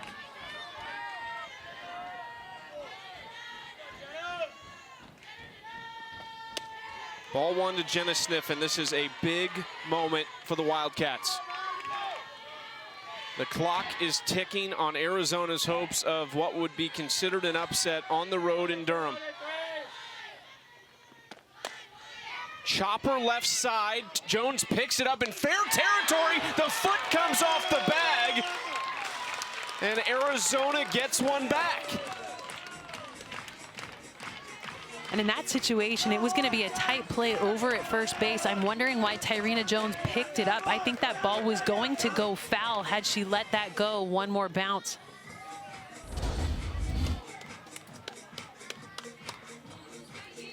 And look at the way that this ball's coming at Jones. She picked it up in fair territory, and Scott Mayer, the home plate umpire, moved over in position to be able to see that in real time. The throw pulls off Baker. Because of that, the foot off the bag as Baker receives the throw. Even if it wasn't, they don't have a challenge to look at it. Strike one to Kiki Escobar. Still first and third, 2 outs.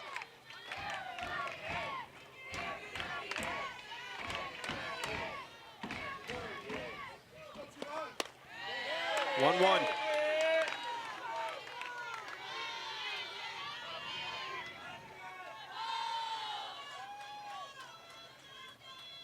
Kyrie Rodriguez wants to talk to Mallory Wheeler. Live with this if you're Duke. 1 run. I don't think it's she needing to talk to her. I think she has something in her eye and needs some help to get it out.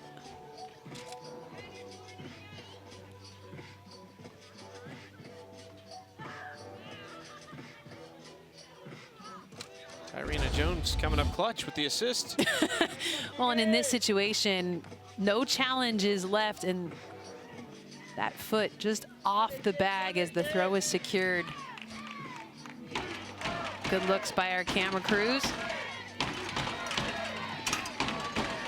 Pulls that heel. 1-1 count to Kiki Escobar. Slapped into left field. Back-to-back 2-run innings for Arizona. Not giving up, even with a 5-run deficit, knowing there's a ton of ground to still make up. These hitters not trying to do too much, but put the ball in play and let their wheels work.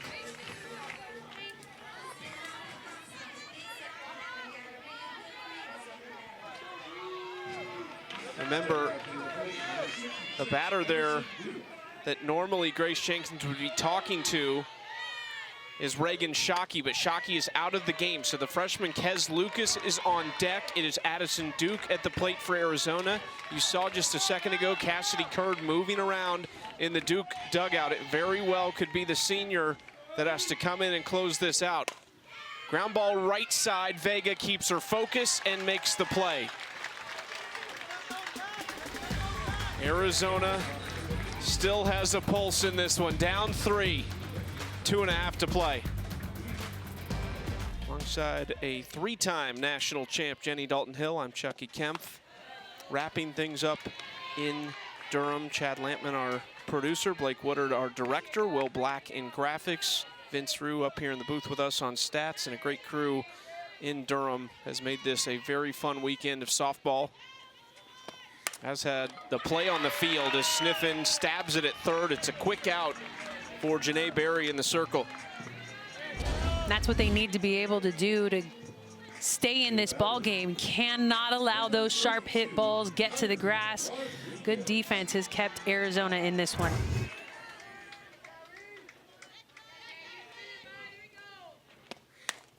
Kyrie Rodriguez out to Taylor Beal. 2 quick outs for Janae Berry. This is exactly what Arizona needs. We had just talked in the break. I said Arizona hasn't faced less than 5 batters in an inning. And because of that, they've seen a lot of numbers going up on the board. It was a big 4-run fourth for Duke. Are they going to be able to just go 1, 2, 3 here before flipping it back over to the top of the lineup? That's where the disconnect has been for Arizona today. They've been allowing the bottom of the lineup to flip things over. And Jennings, Vega, Oakland, Jones have been able to create havoc.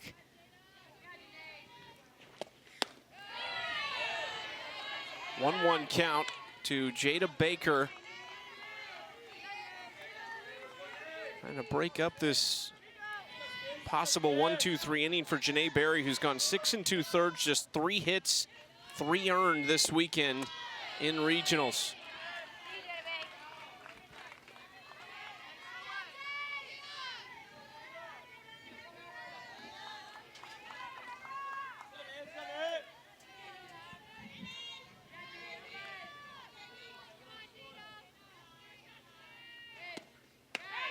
There is the changeup on the inside corner.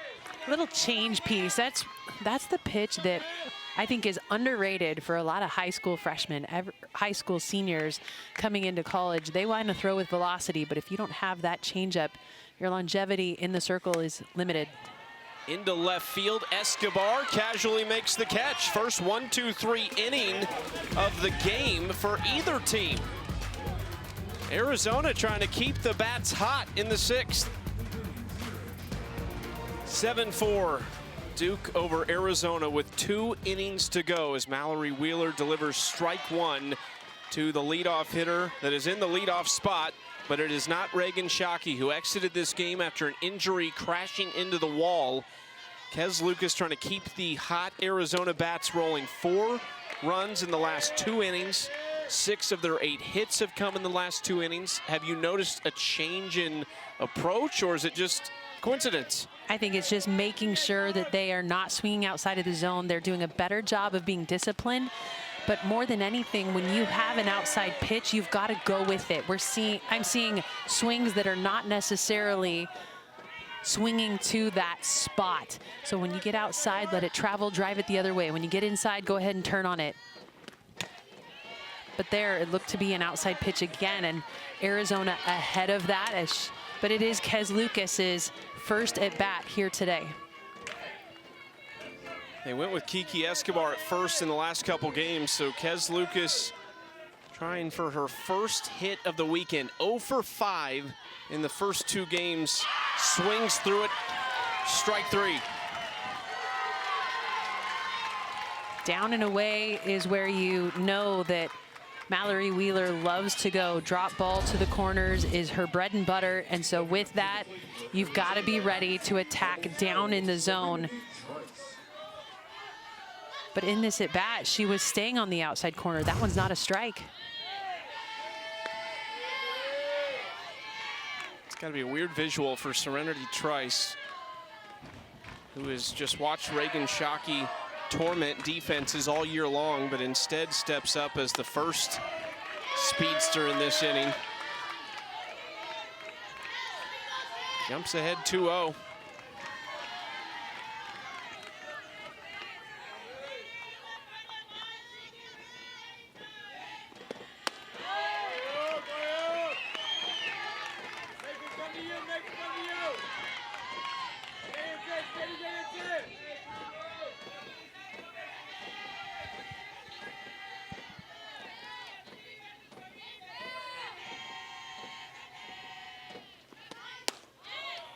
Strike 1 on the 3-0. Serenity Trice freezes and grabs the bat. Caitlin Lowe walks down out of her coach's box and voices her displeasure with that strike call. That ball really low, but we've seen a pretty wide zone for Scott Mayer here today.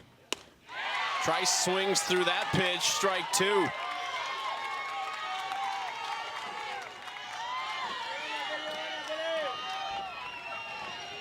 Arizona down to their final 5 outs. 3-2 pitch from Wheeler.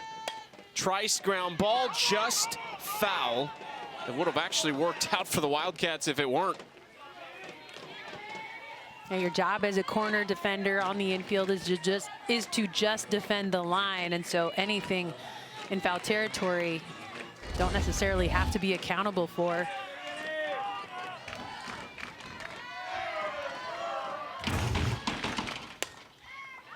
In the air to left, and it's caught by Terrell. 2 outs here in the 6th. Well, and recognizing the lines is exactly where Trice is trying to punch this ball over there in left field, playing tight on the line. Nicely easy out, but made easy because of her positioning. Sydney Stewart, the last chance here in the 6th inning. Hitless today, 0 for 3. This could be her final at-bat of her college career. In the air to shallow left center, Terrell over and makes the catch. Matching 1, 2, 3 innings for the first time all day. Duke up 3 with a chance to extend their lead. Duke hoping this is the last time they come to the plate in Smith Family Stadium this year. Deanna Jennings and Amina Vega, it'll be the last time of their careers. 4 for 6, a double and a home run combined today. They have 17 total hits in 5 games played this weekend, 4 home runs, 13 RBIs. They have over 600 combined career hits. But this is it for Deanna Jennings and Amina Vega at Smith Family Stadium. I think it's the most impactful 1-2 punch that we've seen in the country this year.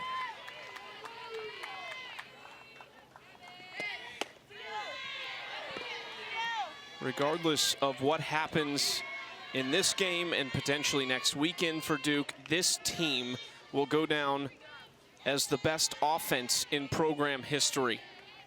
They have set numerous single-season records, both individually and as a group. Home runs, doubles, average will likely be a part of that.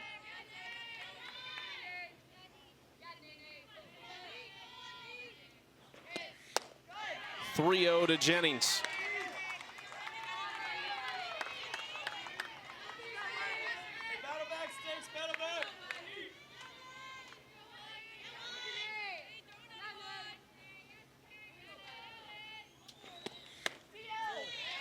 Ball 4.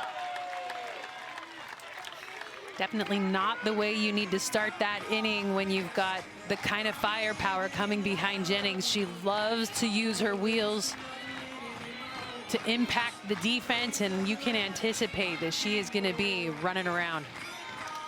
Well, could Amina Vega break Anna Gold's career home runs record in her final at-bat at Smith Family Stadium in front of Anna Gold herself? Yeah, no longer with ice on her head, must be cooling off as the sun is going down. Big cut at that first pitch. She could also break the single-season doubles record if she got one here, too. Well, tied it back in the 4th inning. It was a 2-run shot that just barely got out. It looked like it was robbed by Reagan Shockey.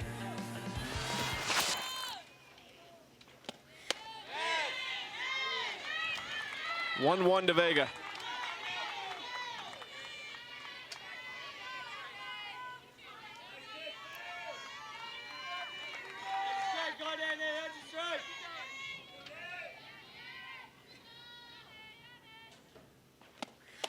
Cassidy Curd had a great note about these two in Deanna Jennings and Amina Vega. She said Jennings is all energy. She's the spark plug. When I need to get hyped up, when I need to turn up, I go to Jennings. Said Amina is the calm, consistent force. She's super steady. So when I need to feel a little grounded, I go to Amina Vega. I think every time we talk about Amina Vega, Chucky, you mentioned that she looks like the CEO of this ball club, just always calm, cool, and collected.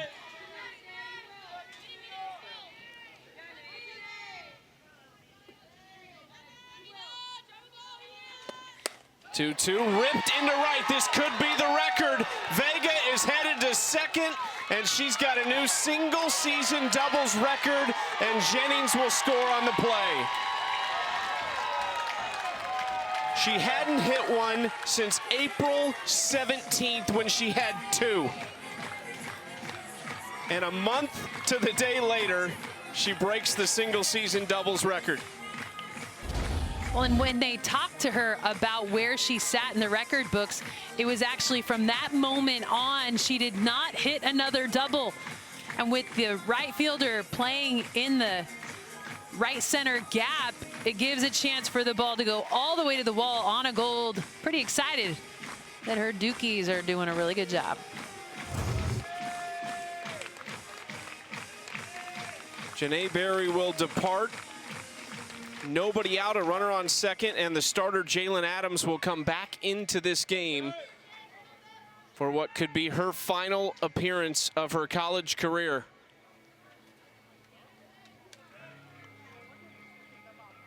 I mean, Deanna Jennings, if you want personality, you just got to watch one spot. She knew off the bat that it was going to be a two-bagger, but there was no hesitation going around until she thought there was a stop sign, trying to do what her third base coach Taylor Wyke was telling her. That little hiccup just a second long, as she was able to then continue to go around and put another run on the board for Duke.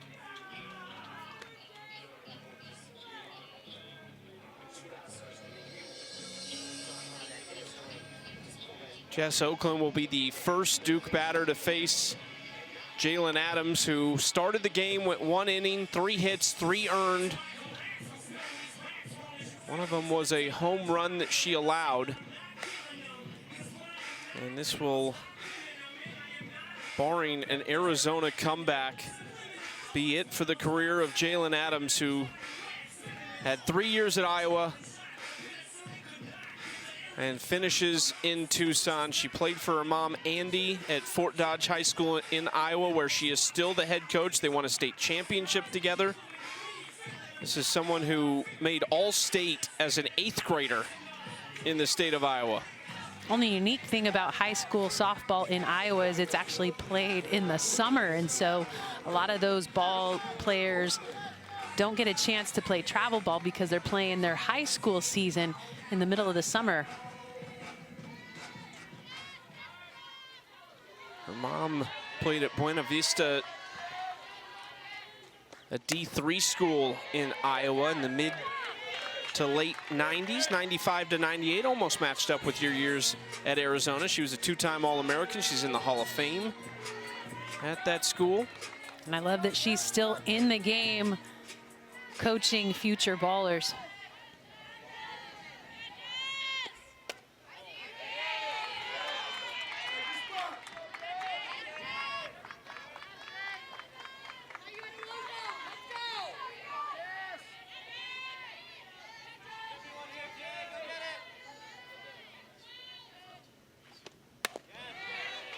Foul ball, 1-2 count.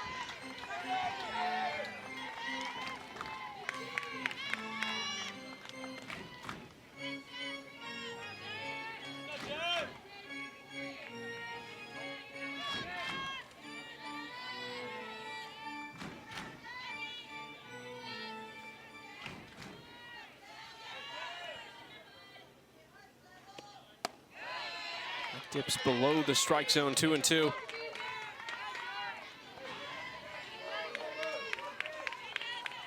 This is Deanna Jennings and Amina Vega in this regional. It's just ridiculous. I mean, those are the kinds of numbers you expect to see from a team. Oh, sniffing. And another double play for Arizona. Familiar sight for Jalen Adams in the circle. There's 2 outs. Eliminating the threat over there at second base. Hard shot right at Sniffin. Impressed with the way this player is able to defend the hot corner. She's had a lot of hard hit balls right at her. That was a pretty easy play. I think that's a tougher play over there at second for Serenity Trice, trying to get that ball out of the sun as it starts to set over the third baseline. This is also the final at bat for Tyrena Jones in this stadium.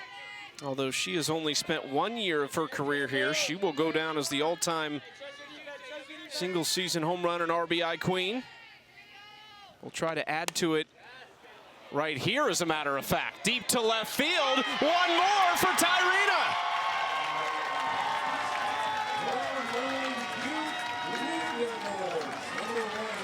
Right on cue.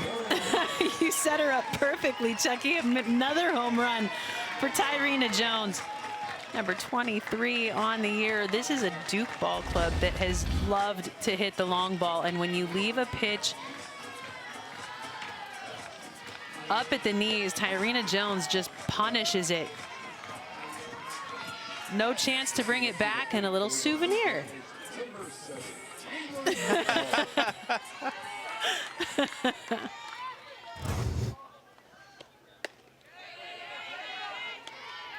Take a little extra cushion. 9-4 makes that Arizona climb even tougher now. 80 RBIs now this year for Tyrena Jones.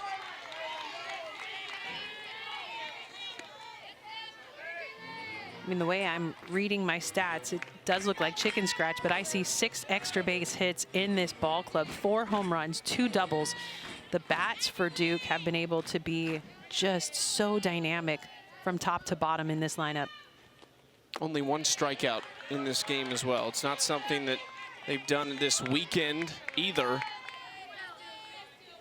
But it just goes to show how difficult they've made it on the Arizona pitchers. Even in game 1, when Duke got run ruled, a lot of great defense from Arizona. Well, defense has been on display. We've got really good defenses in both of these ball clubs. It was the errors that were a little bit uncharacteristic in the losses, in the loss for Duke against Arizona the first time these two teams saw each other in this regional. Back up the middle, Layla Lamar will take another base hit, her 3rd hit of the day. And it was the success of Layla Lamar that said it relaxed Marissa Young, the head coach, her mom. She saw herself getting a little bit tight at the beginning of the year, trying to find a way to get her the best offense and defense on the field. And with Layla Lamar swinging it really well, she knew that there was no way she could keep her out of the lineup. Layla Lamar, the 5th in the top 5 of the order that has just been automatic. Tyrena Jones in that cleanup spot. We just saw the solo home run to add to her record-breaking season. Now 23 home runs, 80 RBIs for Tyrena Jones. Yeah, 1 season to be able to play here at Duke and is leaving her mark on the record books. Wasn't it Tyrena Jones eating a sandwich in the dugout last night that she recognized that we had her on camera? Played it up a little bit.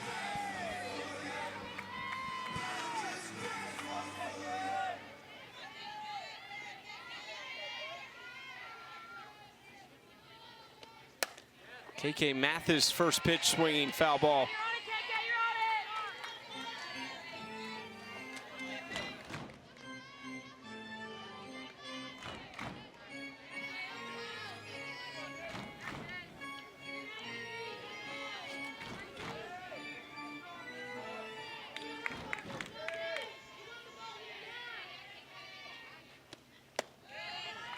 Ball 1 low.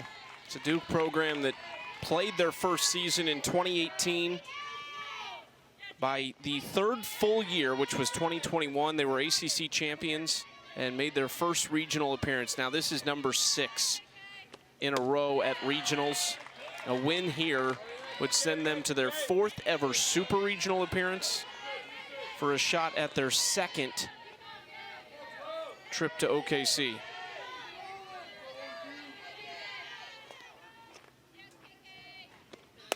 Ground ball up the middle. Trice was playing it there and steps on the bag. Arizona needs a massive 7th inning. Down 5 runs. Do the Wildcats have one last go in them? 3 outs to work with. Let's take a look at today's Capital One rewarding performance in this ball game. It's been a big one for Amina Vega. She tied the career home run record on that one that left the yard. That record she beat was Anna Gold, and then set the single season doubles record with that one that got to the wall. A big career day for Amina Vega in what looks to be her last day playing in this ballpark. This is Duke's offense in this regional, despite only having 2 hits in the first game against Arizona, as Taylor Beal, the Arizona senior, grounds out in what could be her final career at bat. Just hard to compete with a team like this. The pitching has gotten it done as a staff, certainly in this game today. And you don't need much when you can swing it like that. No, the offense has been ridiculous. The amount of balls leaving the yard.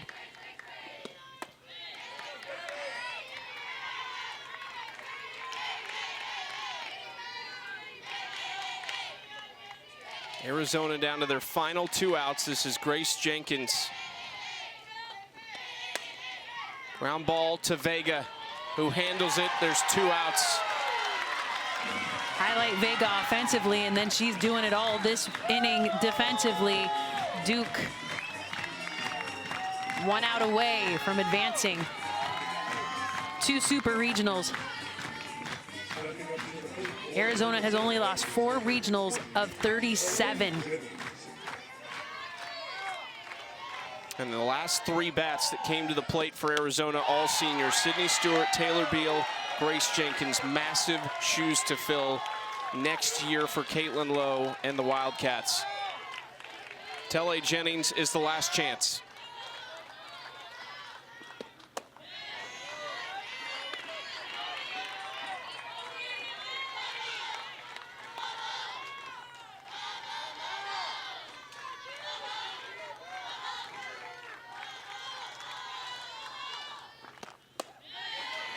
Two-one count.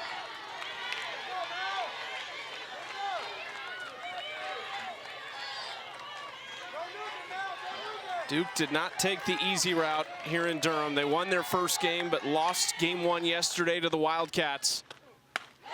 Bounced back last night with a dominant performance and win over Marshall.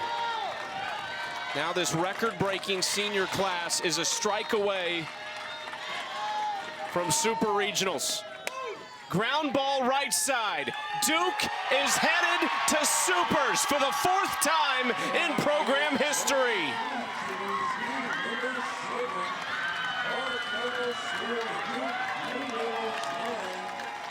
Smiles all around for Duke as they advance to their 4th Super Regional. Congratulations to the Blue Devils as they will take on Arkansas in the next round in the postseason. Some tremendous careers for the Arizona seniors come to a close, but elation for these Duke Blue Devils players as they finish with a win in their home stadium, a feeling they were not able to have a year ago when they lost to Georgia. Impressive comeback for Duke after a run rule loss to Arizona in their 2nd game in regionals. Commanding wins to win 3 in a row and keep their season alive. Marissa Young and the Duke Blue Devils are off to Fayetteville. A date with Arkansas next weekend in Supers. 1 step away from the Women's College World Series. For Jenny Dalton-Hill and our fantastic crew here in Durham, I'm Chucky Kemp. We thank you for joining us all weekend. Still a couple more coming your way tonight.